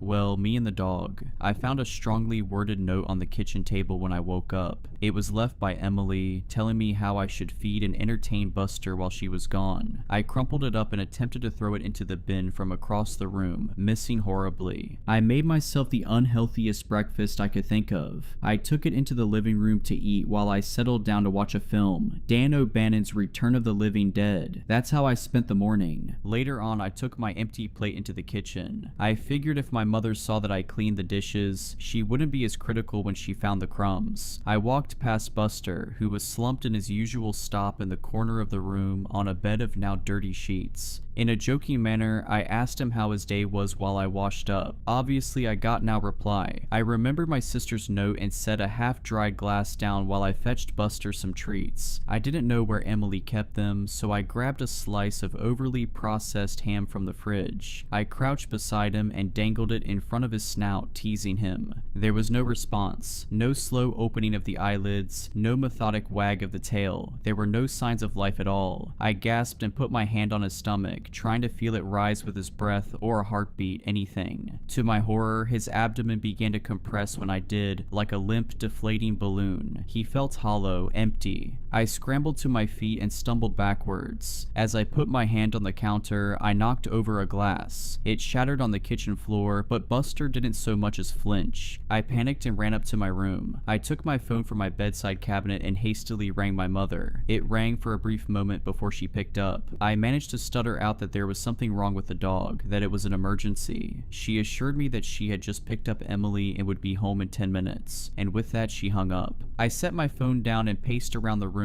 As I was thinking, I heard a noise coming from the first floor. It sounded like someone moving around. I assumed it was my mother, home earlier than she estimated. I made my way downstairs to greet her, hurrying over the creaking steps. There was no one. The door was still locked and I, as far as I knew, was alone in the house. I heard the now familiar wag of Buster's tail as he came bounding up to me from the hall. I looked at him puzzled as he nestled his head into my leg. I stroked him behind the ears as he mewed low. I then heard the equally familiar jangling of keys as the front door was unlocked. My mother stepped inside, pumping her umbrella. Emily, who was close beside her, ran to Buster and dropped to her knees as soon as she saw him. She hugged him tight and whispered in his flea-bitten ear. I could see her eyes were red, raw from crying. My mother asked me what the big emergency was, and I paused before answering. I explained that he had been unresponsive, but he seems fine now. My mother let out a long, drawn-out sigh as she made her way past us and into the kitchen. She called my name, frustrated, when she saw the broken shards of glass on the kitchen floor. I had forgotten about that. Emily spent the rest of the day in her room with the dog. At dinner, neither me or my mother mentioned anything about Buster's false alarm. We just let my dad witter on about improving his backswing, whatever that meant. For the third night in a row, I jolted awake in the small hours of the morning. I groaned at the abrupt ending of a good dream, tossing and turning until I found a comfy position. As I tried to get back to sleep, I began to feel a presence. It was the feeling you get during an awkward silence when you become painfully aware of the other person. I sat up in bed and rubbed my eyes, trying to adjust them to the darkness. There was someone in the corner of my room. I was certain of it. I could make out the vague shadow-covered silhouette standing just beyond the foot of my bed. I was almost paralyzed with fear, but my right hand managed to creep over to my bedside cabinet. I fumbled as I felt for the familiar switch of the lamp. Just before I turned it on, the figure in my room bolted. I recoiled in shock as I realized my half-asleep mind had been right. Someone had been standing there watching. As the moon emerged from a bank of clouds, my room was briefly lit with a dull glow. In that half-light, I saw the outline of a tall man slink out of my room and into the darkness of the hall. I didn't realize I was screaming until my father burst into my room moments later. He switched the lights on, which burned my eyes. He held me and asked what was wrong. With snot and tears dripping down my face, I managed to stutter out that there had been someone in my room. At this, my dad turned and ran back into his room. His caring embrace was quickly replaced with my mother's. He emerged with a baseball bat in his hands, gasping it so hard his knuckles were white. My mother went to check on Emily. She made me come with her, not waiting to let her children out of her sight. Me barged into Emily's room. She was already awake, sitting upright in bed. My mother fired a barrage of questions at her. Dazed, Emily told us that she hadn't seen anything. My father came into the room 10 minutes later. He informed us that he did a sweep of the house and found nothing. No signs of a break-in, no mysterious intruder. He brought me back to my room. Once I was in bed, he sat by my side and explained to me that I probably just had a bad dream. He said there was nothing to be afraid of and joked that if someone did break into the house, they'd soon be scared off by Buster, the world's greatest guard dog. Eventually, I mustered the courage to fall back asleep. The next morning, everyone in the family was noticeably tired, even the dog. We greeted each other with yawns and joked about the previous night's events. I didn't know that this was the start of the last truly happy day of my life. My parents went out shopping, Emily took Buster for his first proper walk, and I spent most of the day gaming. It was a normal day. I've had dozens just like it. We had chicken breasts and bland steamed vegetables for dinner. Wednesday was family night, so after dinner we came together in the living room to play a board game. Tonight it was Cluedo. Buster was curled up at Emily's feet. My father thought then was a good time to remind her that tomorrow he was bringing the dog to the vet and would hopefully reunite him with his real owners. At this, Emily screamed that she was his real owner. She stormed out of the room, Buster following close behind. As soon as she slammed the door behind her, my dad signed. He said he knew my sister would get too attached to that dog. This was the sour note the day ended on. At 10, I did my usual routine. I brushed my teeth, changed into my pajamas, and listened to music for half an hour or so before turning over and going to sleep. As I expected, I woke up again in the middle of the night. This time I was too afraid to move, too afraid to open my eyes and see what could be lurking in my room. Instead, I kept them tightly shut and tried desperately to go back to sleep. After laying in bed for what felt like hours but must have only been 20 minutes, I decided to open my eyes. I was filled with a directionless dread as I slowly peeped out over my duvet. Since I had woken up, I couldn't shake the uneasy feeling that I was being watched. As I pulled the covers away from my face, I saw who had been staring at me. My bedroom door was wide open, and sitting perfectly still in the doorway was Buster. His head was craned slightly and looking directly at me. I chuckled to myself, realizing that I had been terrified over nothing. I swung my legs out of bed and got up. I took Buster by the collar and began to lead him back downstairs to his bed. As I walked down the hall, I noticed that the door to my sister's room was ajar. I brought Buster into the kitchen and watched as he laid down on the crumpled mess of cardboard and old blankets that he slept on. I smiled as he slumped his head onto his paws and closed his dreary eyes. I wouldn't exactly call him my best friend, but I'd miss him after tomorrow. I turned to leave, to crawl back into bed and finally get some rest, but something caught my eye from out of the kitchen window. I leaned against the sill and looked out onto the cold night. The moon was a perfect crescent, half hidden by the clouds. Light pollution from the nearby city robbed the sky of stars, but as I stared into the darkness, I caught a glimpse of a shooting star. As I gazed in awe to see if I could see another one, I saw someone. There was a person leaning against the fence along our front driveway. I quickly realized it was Emily. I could make much out in the darkness, but I could see that she looked nervous. I was about to open the window and call out to her when I heard something behind me. I turned around and realized it was coming from the dog. I assumed he had yelped in his sleep, maybe stuck in some bad dream, but then I noticed something else. His skin was moving. Rather, there was something moving around just under the surface of his skin. I didn't have time to think what it could be before I saw the long crimson red fingers protrude from his stomach. They grabbed onto either side of the now gaping wound and parted his abdomen like curtains. Once the opening was wide enough, the unnaturally long arm reached out, snaking across the kitchen floor until it grabbed the dining table's leg. It held onto it tightly as it began to pull the rest of it out. I couldn't comprehend how something so large could have fit inside of that animalistic facade. Eventually, it was fully out and stood upright. The figure must have been at least 3 meters tall. It was hunched over where it met the ceiling. It looked like it had been skinned. Its lanky body was made up of exposed sinew and muscle. The thing's eyes were milk white and bulging out of its vaguely dog-shaped head. It was grotesque. With a streak of urine running down my leg, I turned around and ran as fast as I could upstairs. I burst into my parents' bedroom and stood in front of their bed, screaming and wailing about some monster. They were both shaken awake at my outpour of terror. My father was calm at first. He tried to sit me down and tell me that it had all been a bad dream, like the night before. I pushed him away and tried to articulate between screams that there was a monster downstairs and we had to leave. My father quickly became furious. His anger at me was only amplified by his tiredness. He grabbed my shaking hand and began to shout that at 14 I was too old for any of this. But I was hysterical, and his attempt at reasoning did nothing. As I kept on wailing, he and my mother began to half lead, half drag me back into my own room. Kicking and screaming, I fell to my bedroom floor. I jolted at the noise of the slamming of my door and got to my feet. With tears streaking down my red cheeks, I pounded the door. I heard my father's voice on the other side pleading with me to calm down. Our shouting reached a fever pitch and then silence. We both stopped and listened out for the repetition of the noise that had brought our heated argument to an end. The dull thudding noise came again, this time accompanied by a shrill creak. I realized it was the sound of something climbing the stairs. I took a tentative step back as the noise drew closer and closer. In a weak voice, I heard my father stutter, What are you?" I knew what he had seen. I've spent the last 11 years blocking out the memory of what came next. There was screaming and pleading, the sound of flesh ripping and bone shattering. I sat motionless on the carpet of my bedroom floor as viscose blood began seeping in from under the door. The sounds or carnage stopped and I held my breath as there was perfect silence once again. This silence was broken by the sound of my door slowly creaking open. I was petrified with fear. I could do anything. Couldn't move, couldn't scream, couldn't breathe. The thing opened my door a crack before stopping. The slowly thudding noise returned as it walked away from the scene until I couldn't hear anything more. I stayed welded to the spot for a minute or two before grief hit me like a bus. I began crying until my eyes were raw. I stood up and took my phone from my bedside cabinet. I dialed 911 and desperately tried to explain what had happened. I glanced out of my window and my jaw went slack. Walking down the middle of our street was the creature, caked in blood the same shade as its taut skin. Holding its hand and walking next to it it was Emily. She stared up at it with affection. The two were illuminated by the street lights, and I saw that the creature was holding the fursuit that had once been Buster in the talons of its other hand. I watched as they walked down the street, across the sidewalk, and into the forest that surrounded my neighborhood. That was the last time I saw my sister. Within the hour, the police came. They cordoned off the area and took me in. I spent the next few years in foster care. The official statement they had given was that it was a kidnapping gone wrong. Only I and the officers and coroner who saw my parents' remains knew that it was something much more sinister. That was 11 years ago. Tonight, I finished writing this before I begin a journey that I should have undertaken a long time ago. Emily is still out there somewhere, and I am going to find her. It's crazy what some people will put up with for a little bit of money. Desperate times, I suppose. Well, I am one of those desperate people. Desperation to get my daughter a life-saving medical treatment is what drove me to where I am now. That same desperation has led to daily fear of what might happen next to Danny and I now that it's over. I had no choice. I needed money right away. I couldn't qualify for a loan, and the insurance company said the treatment was not authorized under our policy. My work was barely paying over minimum wage, and I still needed almost $5,000. The only way this would work is if I got another job working graveyards somewhere else, at least until I could save enough to get her the treatment. Danny was all I had left. I already lost her mother a year ago in that car crash. I couldn't lose her too. I looked high and low. I combed the classifieds and drove around desperately searching for a job that could pay what I needed and have an available night shift as well. The prospects seemed hopeless, but I had to find something soon. The town we lived in was small and the prospects seemed bleak. That was when, in a streak of what felt like luck at the time, I inquired about a job at a small grocery store about a mile away from where we live. It was called Shoe's Nighttime Convenience and Grocery. It was an odd little store that was closed during the day and seemed to open at around 8 p.m. and close sometime before morning. The weird hours seemed off, and I didn't know who would want to shop at a store that was only open in the middle of the night when there were 24-hour chains elsewhere. Though it did not really matter, it was a store, I needed a job, and the unique hours in this case would work for the schedule I needed. I decided to try and apply for a job there. I was on my way home after finishing a shift at my day job. My friend Kathy was nice enough to watch Danny while I was working and had even agreed to do so if I found a graveyard shift somewhere else as well, at least for a month or two if needed. Since I had seen the odd shop and saw the hours, I decided to inquire about a job at the lonesome and odd little store that seemed to only be open at night. I was reluctant at first since I thought they might have some illicit reasons to only be open at such hours. Despite my misgivings, I realized it was the best hope I had of getting a job with my minimal skill set, and that was a guaranteed graveyard shift. I got out of my car and walked up to the entrance. The place was pretty run down but seemed to still have signage up and around the front. There were sale signs and clearance items advertised, and the somewhat normal facade of a grocery store made me relax and continue with my intended course. I noticed up close there was a mark under the first part of the store named She's. It looked like Japanese or something. I stepped inside and it seemed deceptively large compared to how small it looked on the outside. There were aisles of various groceries and other household supplies and even some clothes racks. I had no idea how it was this large in operation. Most of the shoppers seemed fairly normal at first, though there were some people who you could tell preferred to do their shopping at night. I tried not to stare as I received a rather murderous looking glare from one such individual who I must have let my eyes linger on too long. The staff also looked about the same as any other store's staff would look, fairly diverse and no one with an overly cheery or overly sullen mood about them. I did notice there was not a lot of talking near the checkouts. Moving on, I looked near the front, intent on finding a manager's office to inquire at. I felt hopeful when I saw a sign that I thought read "Help Wanted." I felt a bit confused and less optimistic when I read the full content of the rather strange sign stating "Help Wanted," but not always needed. I was not sure how to take that, so I decided to look for someone to ask. As I approached the back office and went to knock on the door, I was interrupted by a large man with a blue store apron and a name badge indicating he was Store Manager Benny. The large man welcomed me with a pleasant though slightly forced, "Hello, can I help you find something today?" I was distracted by the almost pained expression on his face, like his smile would eventually shatter the muscles in his face if he kept it on for a moment longer. her. Brushing past the distraction, I remembered why I was there. Yes, I was actually looking to apply for a job here. I stated my earnest intent while gesturing to the help sign near the door. Benny stopped smiling and looked at the sign, and then looked as if he was about to say something when he held up a finger and pulled out a radio from his pocket. "Molly, what is the bagger situation today? How are we holding up staff-wise?" There was no immediate response. He smiled again in that disturbing way while he drummed his fingers along his tie as he awaited a response. His face wrinkled and then he stated, "I am sorry, I think we might be full at the moment, but thanks for your interest." He was about to usher me away when his radio barked to life and I heard a static-laden voice on the line. I couldn't hear everything, but it sounded strange and I thought I heard something like, "Rob caught a problem and got bagged." I didn't know what to make of the weird bits I heard, but before I could think twice about it, I heard Benny mumble, "Alright, but next time answer faster, it could have been a code black, and if you mess around with those customers, it is your butt next." I was still standing there in awkward silence when he wheeled around and his frustrated veneer vanished and he was back to the awful fake smile as he loudly proclaimed, "Congratulations, there is an opening available now, let's get you set up, can you start tonight?"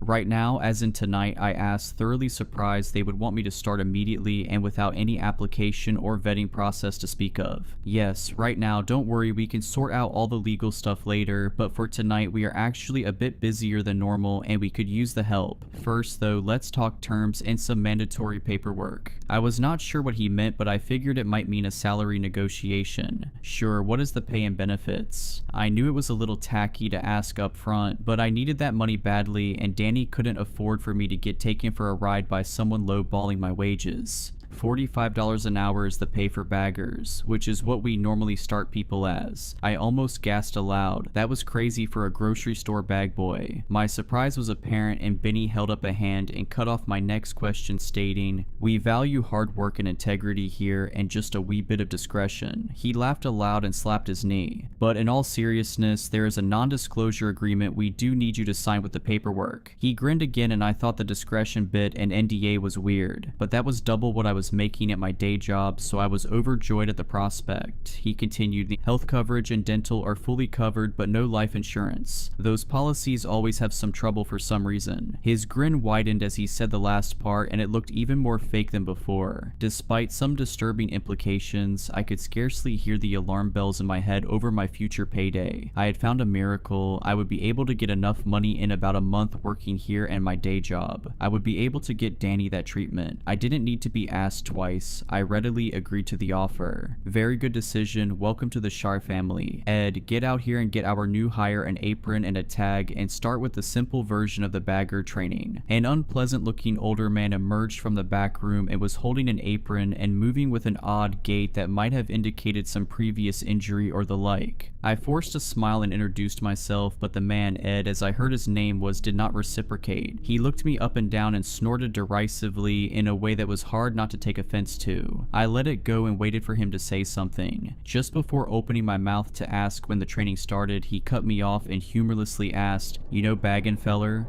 "Baggin', like bagging groceries?" I tried to clarify. He glared at me and just nodded his head. "Well, yeah, I mean, I have a general idea. I never worked at a grocery store before, but I think I know how things should be bagged generally speaking." He paused an uncomfortably long time and I was about to try and speak again when he snorted and gave a rather unpleasant throaty laugh that ended in a dry coughing fit. After he finished, he said, "Not like this, I'm guessing you don't. Alright then, come on, I will show you how we do the bagging and also the other rules. Reckon you better listen close, I ain't for repeating myself." I nodded my head and we started towards the back room, when I heard the radio on his belt come to life and a very nervous sounding voice on the other line say, "Code black, repeat code black." Ed's face wrinkled in a way that somehow made him look even more annoyed than usual. God screw it all, more of them fellers already. He turned and left, angrily shouting some imperceptible grunts and complaints into the walkie, and left me near the back room dumbstruck and not sure of what to do next. What was a code black? Why was everyone afraid of them? I was about to go look for someone when I felt a hand on my shoulder and I wheeled around to see a woman. The tag on her shirt read Assistant Manager Molly. She smiled at me and it did seem more genuine than some some of the others here. I'm sorry we have not met. You must be the new hire. I'm Molly, the AM here. I can help you with training and orientation. You could be a great asset here at She's. She held a hand toward the backroom doors and ushered me toward them. We moved into the backroom halls, and as I looked around, I saw several doors that looked like ice boxes. I figured they must store a lot of products to need that many freezers scattered about. Visible near the freezer's doors were shelves of other inventory. There were rows of boxes and pallets of strange things like chemicals, metalworking gear, various pieces of hardware, and crates that had gun manufacturers' names on them. I was wondering again just what kind of store this really was. Besides the odd inventory, it was also kind of a mess, and I was glad I wouldn't be the one having to sort all of it. We made our way to an office room with oppressively bright blue painted walls, like a kindergarten classroom. The sight reminded me of when Danny was in kindergarten, and I steeled my resolve against any difficulty this job might have. I needed to do this for her. The office was sparse. There was only a desk, some chairs, and a file cabinet. I did notice on the walls, painted on the bright blue, were some black characters that almost looked like calligraphy. More of those kanji were on the wall, and again I wondered what they meant. Before I could guess, Molly was motioning to me. She gestured for me to sit down at one of the only two chairs, in this case the one facing the desk. I sat down and she sat opposite me. She looked over a few pieces of paper she had on a clipboard, and then smiled, turned around and started rummaging through a file cabinet. As I was waiting, a sudden shriek was heard outside, and I looked to the door and suppressed a gasp. Molly didn't react and kept looking for something. I thought maybe she hadn't heard it, and I was about to say something when she wheeled around with a large binder in hand and dropped it onto the desk with a loud crash. Before training starts, please fill out this form for your safety and ours. She handed me a piece of paper that, when reading the details, seemed to be the non-disclosure agreement Benny had mentioned. I thought it was odd I had to sign this, but other hiring documents like tax, payroll, and healthcare paperwork were not required before starting. I considered they might be paying people under the table, which I hated to admit I might prefer, since no tax deduction meant I could save money faster. I signed all too quickly without realizing what I was agreeing to keep quiet and what the consequences imposed were if I didn't. Molly took the paper, looked it over, and said, "Good, that is settled. Well, let's get started. This is the employee handbook. We only have one, so you are going to be doing some light reading for a bit. Because we need the manpower now, though, I will go through it with you quickly, since Ed was indisposed." She grimaced when she said the last word and looked at her watch, and then adjusted a dial on her walkie-talkie. She looked back at me and resumed. "As a bagger, you are vital in ensuring customers leave satisfied with their product, and you are one of the last people they will see on the way out, except in certain circumstances."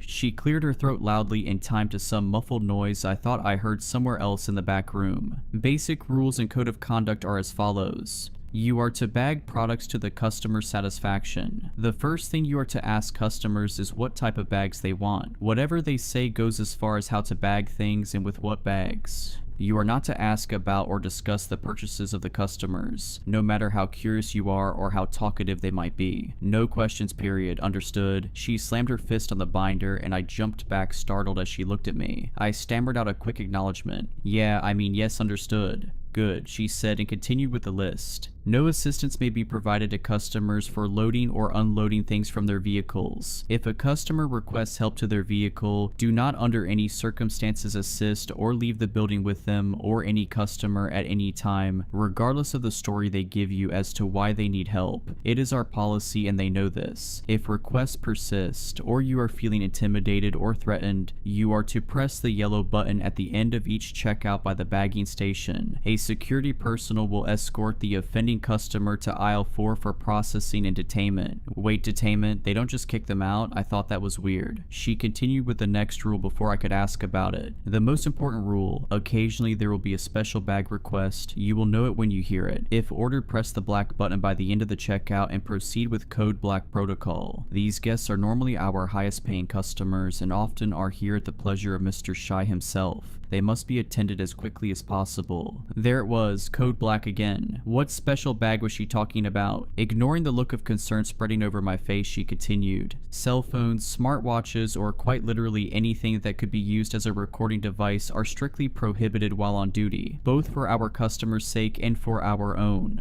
Store closes at 4 a.m. exactly. Any customers who remain will be escorted out, only exception being any customers who are involved in a code black. No access is allowed to the basement and inventory back rooms, only managers and stock employees allowed. Simple, right? Any questions? She asked while flashing another smile. Well, I did have a few questions about the... She cut me off mid-sentence, talking over me and saying, "Good, I knew you looked like a fast learner. Come on, let's get you out to the check stands and bagging." She grabbed my shoulders surprisingly hard and pulled me out of the office and back into the store proper. I saw a few customers look at me getting pulled along, and I saw some snickers and I felt a bit embarrassed. I was led to a checkout with a flickering number 3 next to it. The other two were busy with customers waiting in line to be helped by a cashier and bagger a few feet away from where I would be standing. We stopped and Molly cleared her throat loudly to get the attention of a young man with dirty blonde hair and a rather unimpressed expression on his face. "Hello, Lee, this is our new bagger. Show him the ropes and try to be easy on him. It's his first day. I know it's busy, but we don't need another Rob situation so soon. Have fun, you two." She walked away without another word to the back room, and I was left there with Lee as I heard his name was staring at me. I tried to break the ice. "Hi, my name is..."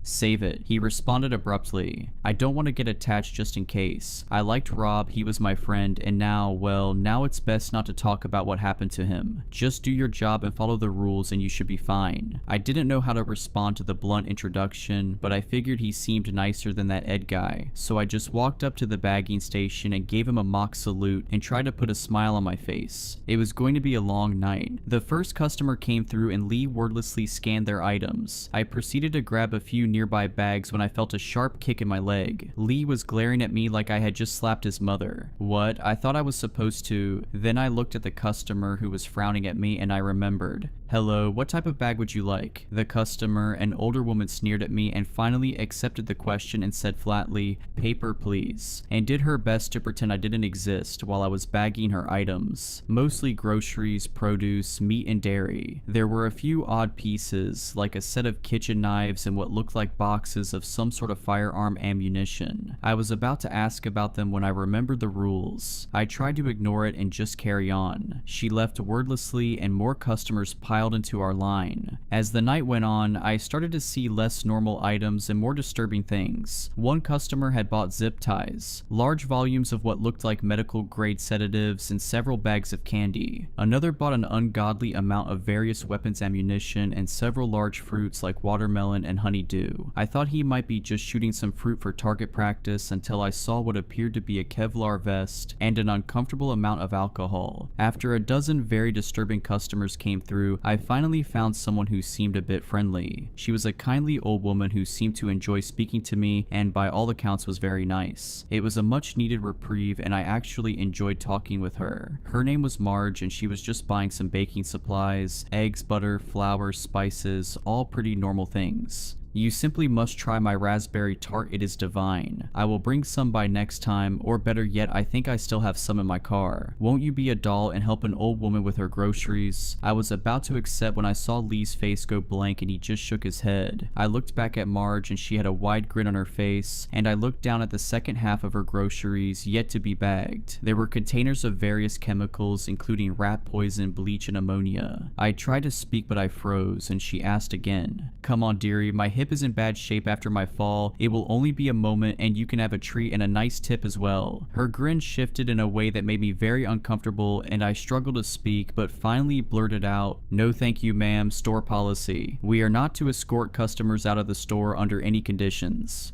Her grin vanished and grimace of anger flared up briefly. "Oh well, your loss I suppose. I would have made it spectacular. I thought I might get one of the new ones before you figured it out. Next time, Sonny, I might just find where you live and make a house call." She winked at me and pushed her cart away and I was shocked and horrified at the implications of what had just happened. Lee elbowed me in the side and gestured to the customer who had taken her place, and I was forced to just ignore another uncomfortable encounter that night. After a long shift of bagging goods for an assortment of disturbing individuals, I realized my work was done when a screeching PA system informed everyone in the store that It is now 4 a.m. and we are closing. If you have not purchased your items already, then you must leave. If you are loading goods, a reminder that no employees may leave with you. You must take them and leave. If you do not, they will be confiscated. Any customers lingering in store will be confiscated as well. Jeez, they were not joking about the strict closing time. A large group of people I had not seen before moved through the aisles with flashlights and batons. They must have been the store's security team. They seemed overkill and intense, more like paramilitary than grocery store security guards. They were looking for any stragglers apparently. I thought just then of the weird announcement about people left behind being confiscated as well, and it seemed kind of concerning with how serious they were about everyone getting the hell out on time. I was ushered out as well, along with the other staff who left wordlessly. I tried to make a quip to Lee, asking if there was ever overtime, but he just kept his head down and ignored my joke. I did not know what kind of operation this was, but the more I learned about it, the more I felt like I made a mistake in taking the job. I had to keep it for a while longer at least until I could save enough for Danny's treatment. I worked at Schur's for a few more weeks of uncomfortable conversations and ghoulish and unspeakable items being bagged at the caprice of disturbing and malign customers. I saw 2 code blacks in that time, at least I should say I overheard them. Lee told me not to look and try to avoid the attention of the customers who ordered them. After the first one in my second week of work, I did not see Jay the other bag boy again. Lee warned me not to ask about him, and I was getting increasingly terrified of what would happen if I got one as well. What the hell were the code blacks? The only good news I had was that the store paid bi-weekly, and to my surprise, it seemed like almost no taxes were taken out of my paycheck. I had almost a full $2,800 from the first 2 weeks of work. A little more, and with a bit of the money I saved up from my other job, I could afford Danny's treatment. I just needed to make it 2 more weeks, and then I could quit and never see the awful place again. I managed to avoid any trouble for my 3rd week, but in my last week I had a disastrous run-in with a customer. It was what started a sequence of events so horrible that the conclusion still threatens my family's safety and terrifies me to this day. It was about 11 p.m. and things were going okay. Some of the managers were poking around and there was an odd air of concern and anticipation in the air. Lee told me that the owner would be stopping by at some point that night, Mr. Shaw himself. I was trying to ask more about the owner when a large bald man came to our checkout. He had horn-rimmed glasses and a large jowly face that was fixed in a leering stare that made me feel very uncomfortable. He tried to chat with me, but I got very bad vibes from the man. I tried to ignore him, but he kept pressing it. "Ah, come on man, lighten up. I see you are new here. What's it like working here? You see any real action?" My response was simply asking, "What type of bag would you like, sir?"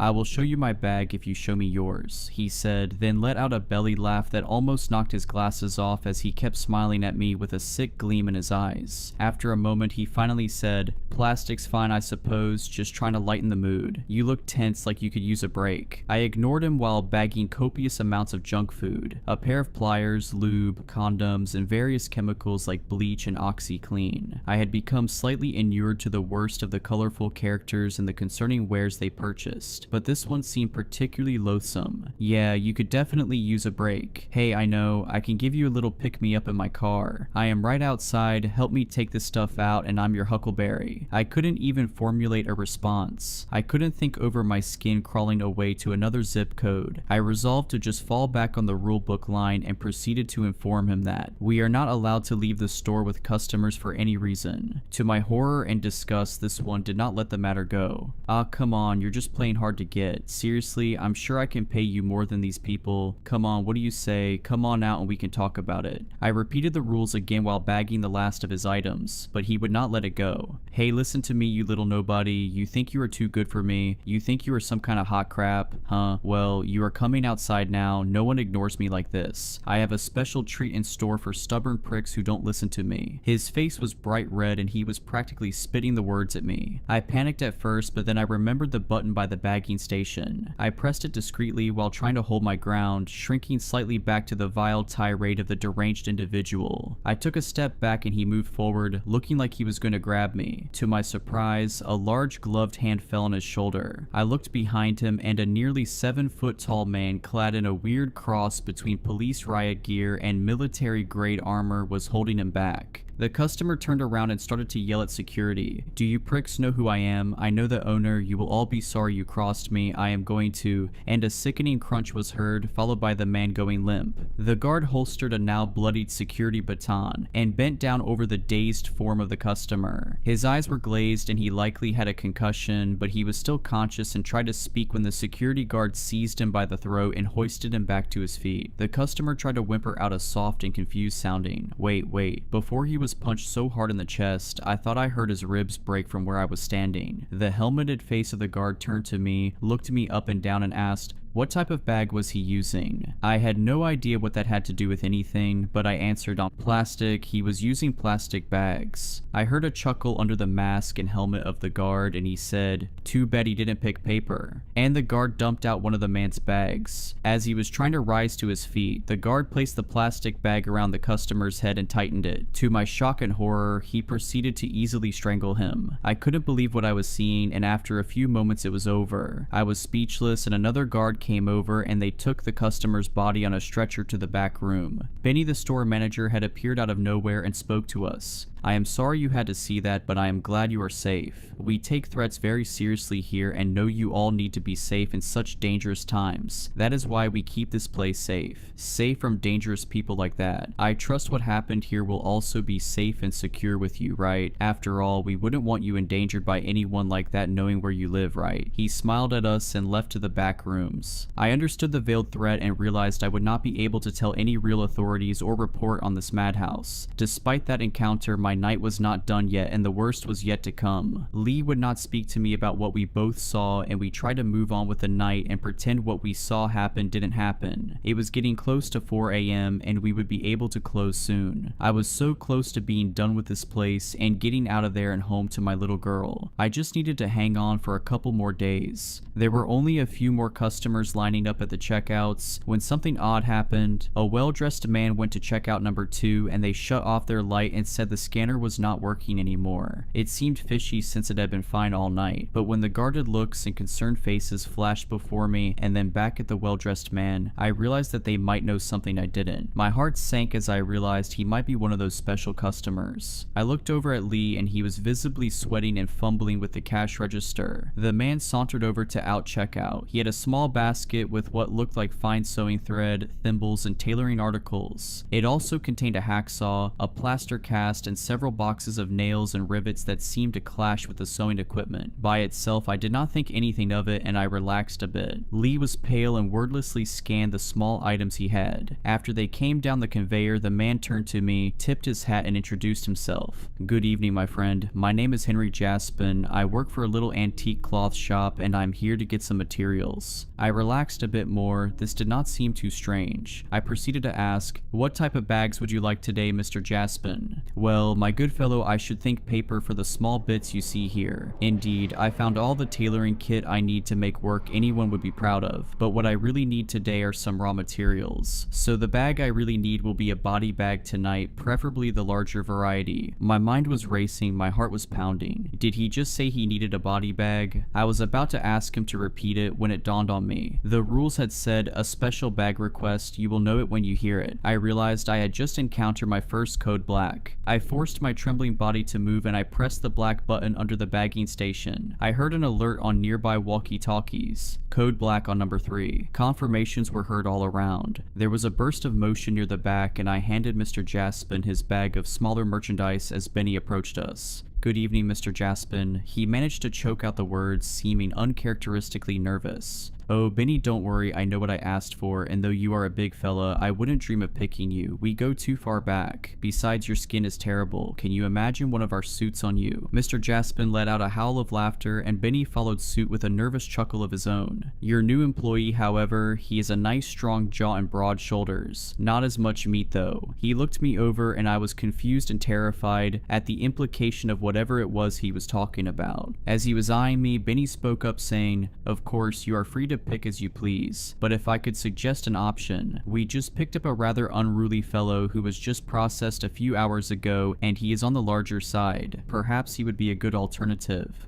Of course, Benny, you and your new hire lead the way. I followed Benny in between him and Mr. Jaspin, who was behind us. We went into the back and then through keycard locked door that led into the basement. Benny shot me an apologetic look as we descended into the basement and I beheld what was down there for the first time. The place was very dark and freezing. I thought it might be another type of meat locker and I was not too far off. When the light switched on, I had to stifle a gasp of shock and horror. As soon as the room was illuminated, I saw it all. We were surrounded on all sides by rows and rows of body bags. Almost all of them were full. Corpses leered out of many of them, all in various states of decomposition. I thought I was going to be sick. It looked like a morgue. I realized that we had been dealing with these products the whole time. I laughed quietly to myself in despair when I realized the options were paper, plastic, and apparently body bags. I thought of the conversation of selecting a person. I also thought of the other people who had handled Code Blacks and had not been seen again, like Rob. Rob was bagged. I stood there mouth agape, trembling at the horror of the nightmare room before me. While it all unfolded in stark terror to me, Mr. Jaspin calmly perused through the inventory of corpses. He would scrutinize them, pinching a cheek here and there and giving a tut-tut or moan of disdain. He came across the body Benny had pointed out and he said, My, he's a big fellow. A lot of material they would love to use. Skin is a little dry in places, a touch of eczema. That is all right though, Benny, old chum. You have a deal. I will tell Mr. Shy. Benny sighed in relief and started to guide me out of that nightmare dungeon. While leaving, I caught a look at Mr. Jaspin's pick, and I held my hand over my mouth to avoid gasping out loud. It was the belligerent customer from earlier. A large dent on his face from when it was smashed in by security. The face had a deathly pallor and his eyes were still leering, even in death. Why in the hell was he down here in a body bag? And why did it sound like he was just purchased? My mind was grasping for rationalizations for how and why this was all happening. Suddenly, Mr. Jaspin caught my hand and proceeded to place a card into my palm. As for you, my fine friend, we would love to have a worker like you at our establishment. She runs a tight ship here, but we are a bit more free-spirited at the tailor. Take care. And he departed with his horrific purchase. I was ushered upstairs in a daze, and I vaguely heard Benny talking with someone. I snapped back to my senses and saw a new face looking at me. He was an older man, and he had very intense, unblinking eyes that were boring into my soul as I stood there. He spoke to me in a stern but oddly soothing voice.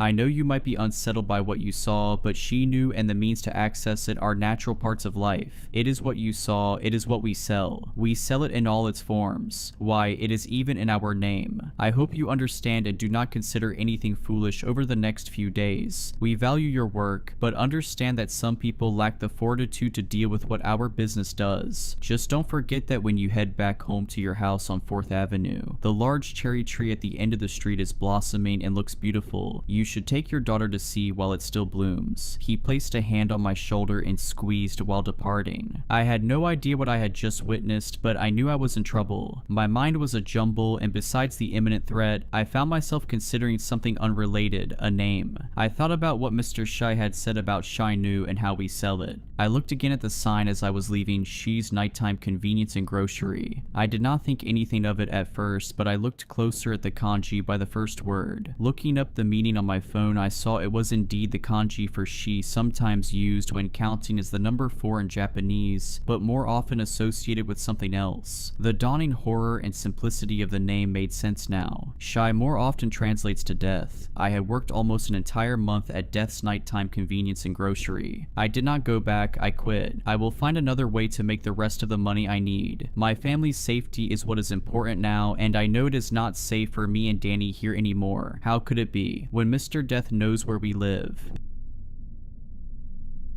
He turned up around 6 months ago. It was us students who noticed him first, since every day he'd walk past the town's high school at around the same time. The kids would be out in the yard, playing basketball and gossiping, would stop what they were doing to watch him stroll by. He never looked at us, but by God did we make a game out of looking at him. What got everyone was how he dressed. He didn't show a speck of skin. His entire body was covered with some piece of clothing. It looked like a kid who'd gotten into their parents' closet. Everything he wore was mismatched and tattered. Usually it'd be a long brown duster coat, tartan slacks, and a horribly stained shirt. Occasionally he'd throw in a scarf or a hat, or maybe a second coat under the duster. He wore gloves, sometimes leather, sometimes silk, and a tweed mask. His mask was hard to explain. It wrapped around his head perfectly with no visible seams or eye holes. We didn't know whether he could see or not, but he never had any trouble walking or crossing the road. I think it's the mask that really got people's imagination wearing. Some of the kids guessed he might have a rare skin disease. Others thought that he might have been a worker at the old chemical plant and was badly burned when the factory burnt down, but that would have made him at least 90 years old. A bunch of older kids spread the rumor that he was some sick serial killer laying low in our sleepy town, covering his face in case someone recognizes him from a wanted poster or breaking news bulletin. Everyone liked to propound from the sidelines, but no one had the guts to actually find out, not until tonight. It was the 26th of October. School had just ended for a week-long break and I was going to my first real party. I barely knew the guy whose house it was at, but I leapt at the chance of underage drinking. The night turned out great. We all had fun and managed to not throw up once. I downed a whole packet of apple-flavored chewing gum to try and mask the smell of alcohol on my breath from my parents, although I had a feeling they'd be able to tell anyway. Me and 3 close friends left the party just before 11 and set off staggering home. We passed my friend Luke's house first. As he walked up to his front door, a light came on and his mother stepped out, her face contorted with pure anger. We laughed at Luke and stumbled on our way as he realized he mixed up the dates and forgot to tell his parents he was going out tonight. Me, Shane, and Rowan kept messing around as we navigated our way back home. Shane's house was next, and since I lived so far out, I was planning on having a sleepover at Rowan's. We turned a corner, still laughing from a joke we made a block ago, and saw someone. All 3 of us crouched behind the fence, peeping out from behind to confirm our suspicions. Walking down the middle of the road was the masked man. He was in his usual getup, only he'd taken off his gloves. We all squinted to try and get a better look. The only light we had came from a pathetic, constantly buzzing street lamp, but we were desperate to finally see what he's been hiding. All of a sudden he turned and began walking up to a house. He stepped up onto the porch and opened the door. Just as he walked inside, we could see him slowly take off his mask, and then the door slammed shut behind him. The 3 of us looked at each other, all thinking the same thing. The mystery of what the masked man looked like was still that, a mystery. He had his back to us, and even in perfect daylight we wouldn't have been able to make his face out. The first one of us to commit our thoughts to speech was Shane. He told us, pumping out his chest, that he was gonna go see which of the rumors was true. He said he had a plan, and before me or Rowan could say anything, Shane was already halfway across the street. We looked at each other and followed him, coming up to the masked man's old house. It was noticeably more run down than the other houses on the block. The paint was peeling, the gutter had almost fallen down, and an upstairs window had been shattered. The 3 of us stood around the front door, keeping our voices low as Shane explained his grand plan. He said he was going to simply knock on the front door. When the masked man answered, he'd say, "Oh sorry, wrong house," and then just turn around and leave, but not before getting a good eyeful of him. We all thought that it was a flawless plan and egged him on as we took our hiding place behind a bush at the end of the masked man's property. As I got a good look at the house, I realized that I recognized it. My dad had this friend who had gone through a rough divorce. He slept in our spare room for a few weeks before he eventually won the house back in the court settlement. Around 6 months ago, he moved out of town without so much as a goodbye. I could remember when I was much younger him showing his car off to me. That thing was his pride and joy. I couldn't believe this was the same house. My thoughts were bisected by the sound of Shane rapping his knuckles on the front door. He turned to look at us and gave us a dumb grin and a thumbs up. I think he was about to crack a joke when the door opened. Standing at the entrance was the masked man. He'd taken off his mask, as well as most of his clothes. That much I could make out as he was still shrouded in shadows. There wasn't a single light on in his house, and to me and Rowan he wasn't anything more than a silhouette. As we both tried to discreetly get a better look, Shane began stuttering out his excuse. Suddenly he stopped. There was a pause before he began to scream in a shrill pitch. We watched as the masked man grabbed Shane by his lower jaw and violently yanked him inside the house, the door slamming shut behind him. Me and Rowan looked on in shock. I turned to Rowan to ask him what we should do, but before I could speak, he was up and running to the front door. He started pounding on it and yelling expletives. I ran up behind him and yanked him away. I held him and asked if he was crazy. As he began mumbling a response, the front door began to open. We both bolted like a greyhound out of a trap and dived behind the corner of the house. We stayed there, holding our breath and waiting to meet the same fate as Shane. Eventually, Rowan found enough enough courage to peep around the edge of the wall. He didn't see anyone. He moved out a little further and saw that the door was still closed. I pulled him back and told him that we should call the police. He snorted and explained to me that they'd probably arrest us for underage drinking. We'd spend the night in some jail cell, and by the time we could explain ourselves, Shane would be dead. Before I could question his reasoning, Rowan walked over to a window, cupped his hands, and peeked in. I sighed, frustrated, and asked if he saw anything. He was replying with a long, drawn-out no, when suddenly he yelped and crouched down. Seeing his reaction, I instinctively did the same. I crawled over to him, and in a voice just below a whisper, I asked him what he'd seen. I could see the fear in his eyes as he told me that saw the masked man, now mostly derobed, walking out from what he guessed was a door to the basement. After that, Rowan started muttering to himself about how the masked man must have seen him. I knew that Shane, my best friend for as long as I could remember, was in the basement. My stomach churned thinking about what I had to do next. I held my breath as I stood and peered in through the window. I couldn't see the masked man anywhere. I nudged the window and my suspicions were confirmed. Like the front door, the window was left unlocked and slightly ajar. I tried to steady my breath as I pulled the window all the way open. Rowan looked at me in shock as I asked him to give me a leg up. Still, he complied. Once I was inside, I pulled him in after me. Before I did, he grabbed a fist-sized rock from the garden. For self-defense, he told me. The house was perfectly still. Every surface was covered in a thin veneer of dust. We both stood there for a second, trying to hear the masked man. There wasn't a sound other than the faint dripping of some faraway faucet. In what we thought was relative safety, we crept our way to the door the masked man had emerged from. I gently opened it, and sure enough, I was met with a staircase descending into the impenetrable darkness of the basement. I didn't dare call out Shane's name in fear that he wouldn't be the only one who'd hear me. Instead, I began my way down the stairs, Rowan following right behind me. My mother had given me a small wind-up torch so I could make my way home safely at night, she said. I fished around in my coat pocket for it, my hand clutching the familiar metal just as I reached the bottom. I found the button and switched it on, finally illuminating the room. It took me a while to realize what I was seeing, but judging from Rowan's deafening scream, he knew right away. Shane was hanging upside down from the ceiling, a chained hook driven through both of his ankles. He had long, fresh cuts across his throat, wrists, and legs, which were all pouring with blood. The blood dripped down into a series of angled metal sheeting, which directed the flow into a steel trough. There were 4 other bodies hanging from chains, all serving the same purpose. Some looked like they'd been there for weeks. We both turned and ran. As we scrambled back up the stairs, my torch beam fell on the figure standing motionless in the doorway. We slowly stepped back down the stairs until we were at the bottom again. We froze, watching for any sign of movement. Suddenly, the figure began to lift slowly off the ground. In an instant, it shot down the stairs, flying through the air like it had been thrown. I dived out of the way, but Rowan wasn't as lucky. The thing piled into him and pinned him to the ground. As I got to my feet, I saw it run its black, claw-like fingernails across his neck. I screamed, and the masked man turned to look at me. It lifted itself to its feet and lunged. I grabbed the rusted hook dangling from the chain above me and swung it. It plowed into the front of the thing's head, caving it in. It went limp. The momentum from swinging the hook almost made me fall backwards into the trough of blood. I steadied my footing and dropped down next to Rowan. He laid motionless. There was a gaping wound along the side of his neck, and he didn't so much as gurgle. I knew there was nothing I could do. With tears streaking down my cheeks, I turned and began to somberly make my way up the flight of stairs. Out of the corner of my eye, I saw something move. I turned to look and saw the masked man yank the rusted claw out of its head and stand. It straightened itself and turned to meet my gaze. I ran frantically up the remaining steps. I could hear the thing let out an animalistic screech as it flew through the air behind me. I burst out of the basement and into the living room, making a clear dash for the front door. The masked man threw itself into me, sending me spiraling. I landed on a glass coffee table, which shattered from the force. I lay in pain on a bed of broken glass as the creature that had killed my friends loomed. It dropped down on top of me and lowered its face agonizingly close to mine. It was now that I finally got a good look at what it looked like under the mask. The thing's face looked like a naked mole rat, bleached white with chemicals. Its eyes were a mess of tumors and scar tissue, filled with a black-purple pus festering in the sockets. The soft tissue of its nose and ears looked partially digested. The gums were black and oozing a mephitic ichor lined with fragments of tooth bits. Its front two cuspids, however, looked perfectly maintained and began protruding even further out. They now looked longer than my index finger and as sharp as razor wire. I shoved a shard of glass deep into the thing's neck. It pierced clean through to the vertebrae, embedding itself. Black tar-like blood began to ooze, then spurt violently out of the wound. The masked man fell backwards, writhing around on the floor in pain. I staggered to my feet, limping to the front door before breaking into a half sprint. Afraid it would come after me, I ran straight to the next door neighbor. I began pounding in their door until I saw a light come on upstairs. I heard movement in the house and the door opened. Blinking the sleep out of his eyes and wearing a lime green bathrobe was Gary, my Sunday school teacher. He recognized me instantly and brought me into the safety of his home when he saw that I was drenched in blood. He laid a plastic sheet on a couch and told me to sit while he made tea. I sat and tried to catch my breath. I was still reeling from the night's events. Still, I felt safe in Gary's front room. It smelt like my grandma's house. I took out my phone and with a shaking finger tried to ring my mother. The kettle boiled and Gary poured my tea. He walked in from the kitchen, handed me the mug, and sat down next to me. We called the police and I spent the next few minutes trying to explain to him what had happened. Once I had, he seemed to go into shock. He just sat there, bound by my words. Eventually, he snapped out of it and slowly turned to look at me. He told me that I could go clean up in his downstairs bathroom, and I realized the state I must be in. He showed me to the bathroom and left me to wash myself. It felt good to scrub the fetid grime from my skin. I tried to avoid looking at myself in the mirror. I was drying my face with a hand towel when I heard a knocking at Gary's front door. I assumed it was either my mother or the police, and evidently so did Gary. The next thing I heard was his scream, followed by the door being thrown open. His screams were cut short and replaced with the bestial growl coming from what could only be the masked man. I turned to the bathroom door and frantically fumbled with the key, locking it. I dropped to the floor and curled up in a ball under the sink as I began to sob quietly to myself. I heard labored footsteps coming from the hallway. Within seconds, they were just outside the door. A low scratching noise came, followed by a thunderous pounding as the masked man tried desperately to break down the door. Its hinges rattled as wood began to splinter. The midsection buckled and split. I could hear the wailing of sirens as police cars neared as the masked man's hand crept from the hole in the door. It felt around for the lock as pus leaked from the soft flesh and exposed nerves surrounding its black-purple fingernails. I could hear vehicles pulling up outside as I watched it hook its talons around the key. It ripped it and the rest of the door handle from the wood, sending splinters flying around the room. A group of police officers made their way through the front door. One swore to God when he saw what was left of Gary. The bathroom door fell to the side. The masked man stood in the hallway, staring into my soul and priming its teeth, which began protruding even further from its gums. There was a deafening gunfire and I clasped my hands around my ears, screaming as I watched the masked man get shot maybe half a dozen times. It staggered back, then dropped to all fours as the police opened fire again. It climbed up the wall and began crawling upside down along the ceiling. 3 officers gave chase as one barged his way past the broken bathroom door and took my hand, leading me out of the house. I saw my mother's car parked amongst the police cars. She stood next to it, crying as 2 officers tried to console her. She saw me and ran over, wrapping me in her arms. The police kept me a little while longer to take a witness statement. Eventually, my mother convinced them to let me come home with her. They agreed, took our address, and told us that they'd call around tomorrow morning to talk further. I climbed into the back of my mother's car as she began to drive. She was silent, letting me rest as we neared our home. Soon, the rows of houses were replaced with trees. I watched them go by as I felt myself drifting off to sleep. The last thing I can remember of that night was seeing a white blur, something keeping pace with the car just beyond the tree line.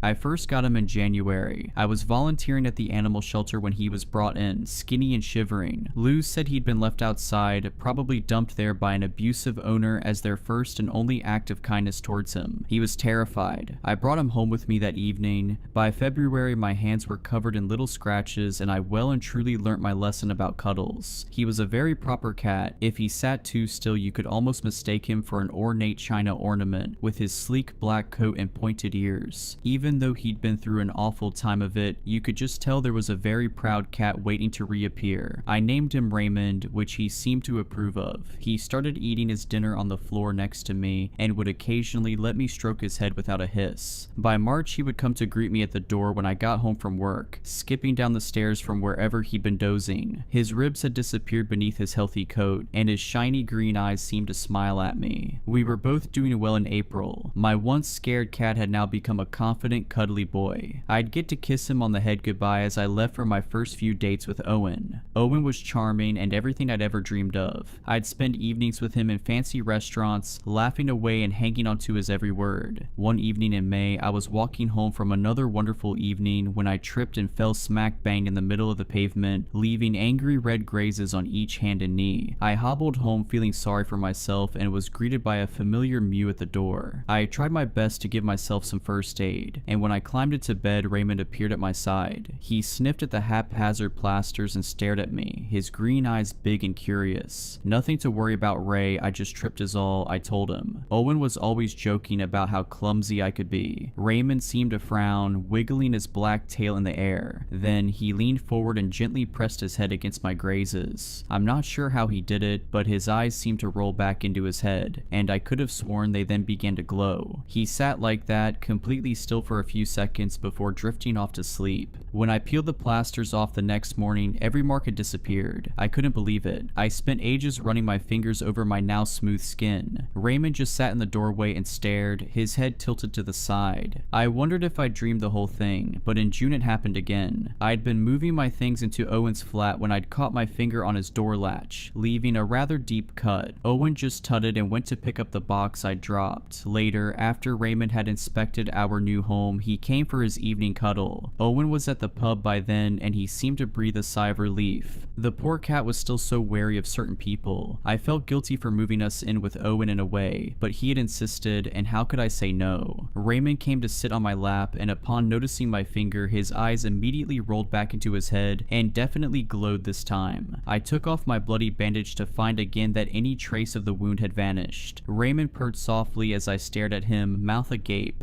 By the end of August, Raymond had healed a fair few scrapes and bruises for me. I'm ever so clumsy, of course, which Owen always ridiculed. If I'd known better, I'd have said he liked seeing me upset. Sometimes he would come home drunk and accidentally push me. On one occasion, he did this when I was cooking at the hob, and Raymond seemed to use all of his might healing my seeping burn. I spent an awful lot of time in pain and the rest lonely. I'd stopped volunteering at the animal shelter a few weeks before when Owen and I decided I should be working more hours to help pay the rent. I missed Lou and I missed my friends. We lived quite far from my parents too now, and I missed having friendly conversations that weren't just with Owen on a good day. I still had Raymond though. September went by in a bit of a blur. I found myself stuck in an unnerving state of trying to do everything just right. I would walk home from work slowly, savoring my time in the cold and the dark, but not too slowly, or Owen would question where I had been and with who. I didn't see anyone nowadays. I would make sure the dinner I made was exactly to Owen's standards, even though I knew that most of the time there would be a tiny, unseen detail that would set him off. He'd leave in a huff, taking my car to the pub round the corner. I'd sit in silence with Raymond while he was gone. I felt trapped. Raymond would give me a nudge or a purr, anything to get my attention, but I was frozen. I only moved again when I heard the door slam. I would look down at Raymond. He knew he was in for a long night too. In October on Halloween, things reached rock bottom. I was lying on the floor, staring at the ceiling when I heard Raymond gently push open the door. I'd been so worried about him. Owen had come home drunk again and almost tripped over Raymond, who was sleeping peacefully on the rug. I'd instinctively jumped up, rushing to keep my precious cat safe. Owen didn't like that. Now I was on the floor and I couldn't get up. I couldn't do much of anything anymore. "I'm sorry, Raymond," I whispered, feeling my lip begin to bleed again. I started to cry and the tears stung my swollen eyes. "I'm sorry I brought us here." He gently brushed his face against my blackened cheek, and I felt like dirt. My tears splashed against the cold floorboards. Raymond deserved so much more than being stuck with me. I couldn't even keep him safe. The door slammed suddenly. I had to grip my teeth to keep from screaming when my broken bones ground together as I jumped. Owen was home. His heavy footsteps dragged through the hall, the sickly smell of whiskey surrounding him like a storm cloud. He swayed as he came into the room. His bloodshot eyes quickly focused on me. He walked over and let out a chuckle, giving my snapped leg a swift kick. "Get up then," he sneered. Every muscle in my body was screaming at me to move, but the sharp pain in my chest pinned me to the floor. My breath was coming in shallow gasps, and my broken ribs felt like knives carving into my lungs. "Pathetic," Owen spat, laying there, feeling sorry for yourself. "This is your fault. It always is." Raymond began to growl beside me, but Owen ignored it. He dug his fingers into my swollen face. "You're completely useless now," Raymond hissed. Something had changed in him. His sleek black form, normally so calm, was now tensed. His muscles rippled beneath his fur, and his green eyes honed in on Owen. They began to glow eerily under the flickering light. Owen laughed, releasing his grip on my jaw. "Oh, look at this. You're stupid, cat. He'll protect you." Before Owen could reach out for him, something in the air shifted. The pressure dropped, and the room felt heavy. Raymond's growl deepened, sounding far more primal. His eyes weren't just glowing anymore, they were burning. Owen staggered back, his face contorting into confusion and then pain. "What the hell?" he started, his words cut off by a scream. I could only watch, wide-eyed, as Owen's body began to jerk violently. His arm twisted, the bones snapping with a sickening crunch. He screamed again, the sound ripping from his throat as his skin began to stretch and split. Hot blood oozed from the cracks like lava. My own injuries, the burns, the broken bones, the bruises, began to fade. I felt them peeling from my body as Raymond had done 100 times before, but this time he was putting them straight into Owen. His knees buckled as another snap echoed through the room. His leg was bent at an impossible angle, the flesh tearing as though he was being pulled apart from the inside out. "Raymond, no," I whispered, but the word felt hollow. Could I even stop him? Did I even want to, really? The cat's gaze never left Owen. His tail flicked in a deliberate motion, and Owen screamed again. This time it was louder, higher pitched as his ribs caved inwards with a wet, crunching sound. Despite everything that he'd done, I hoped that the alcohol was dulling some of the pain, at least a tiny bit.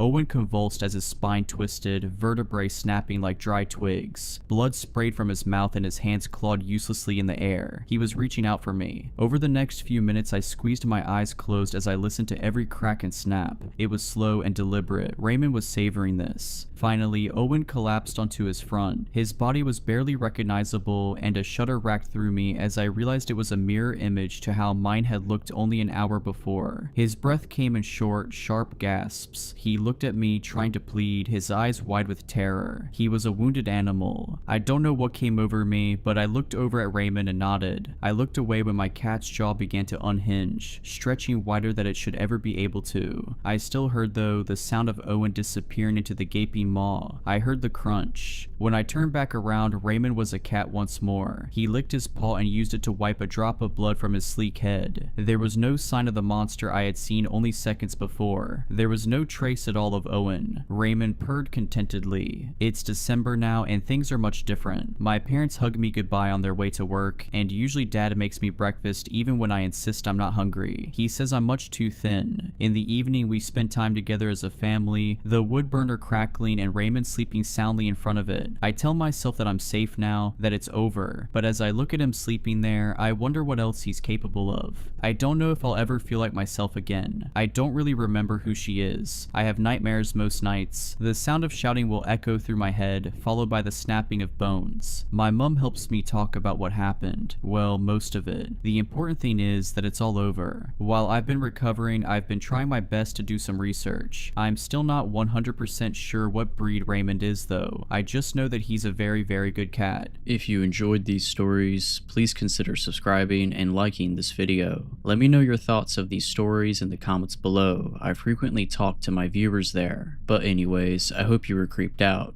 Just kidding. Stay safe.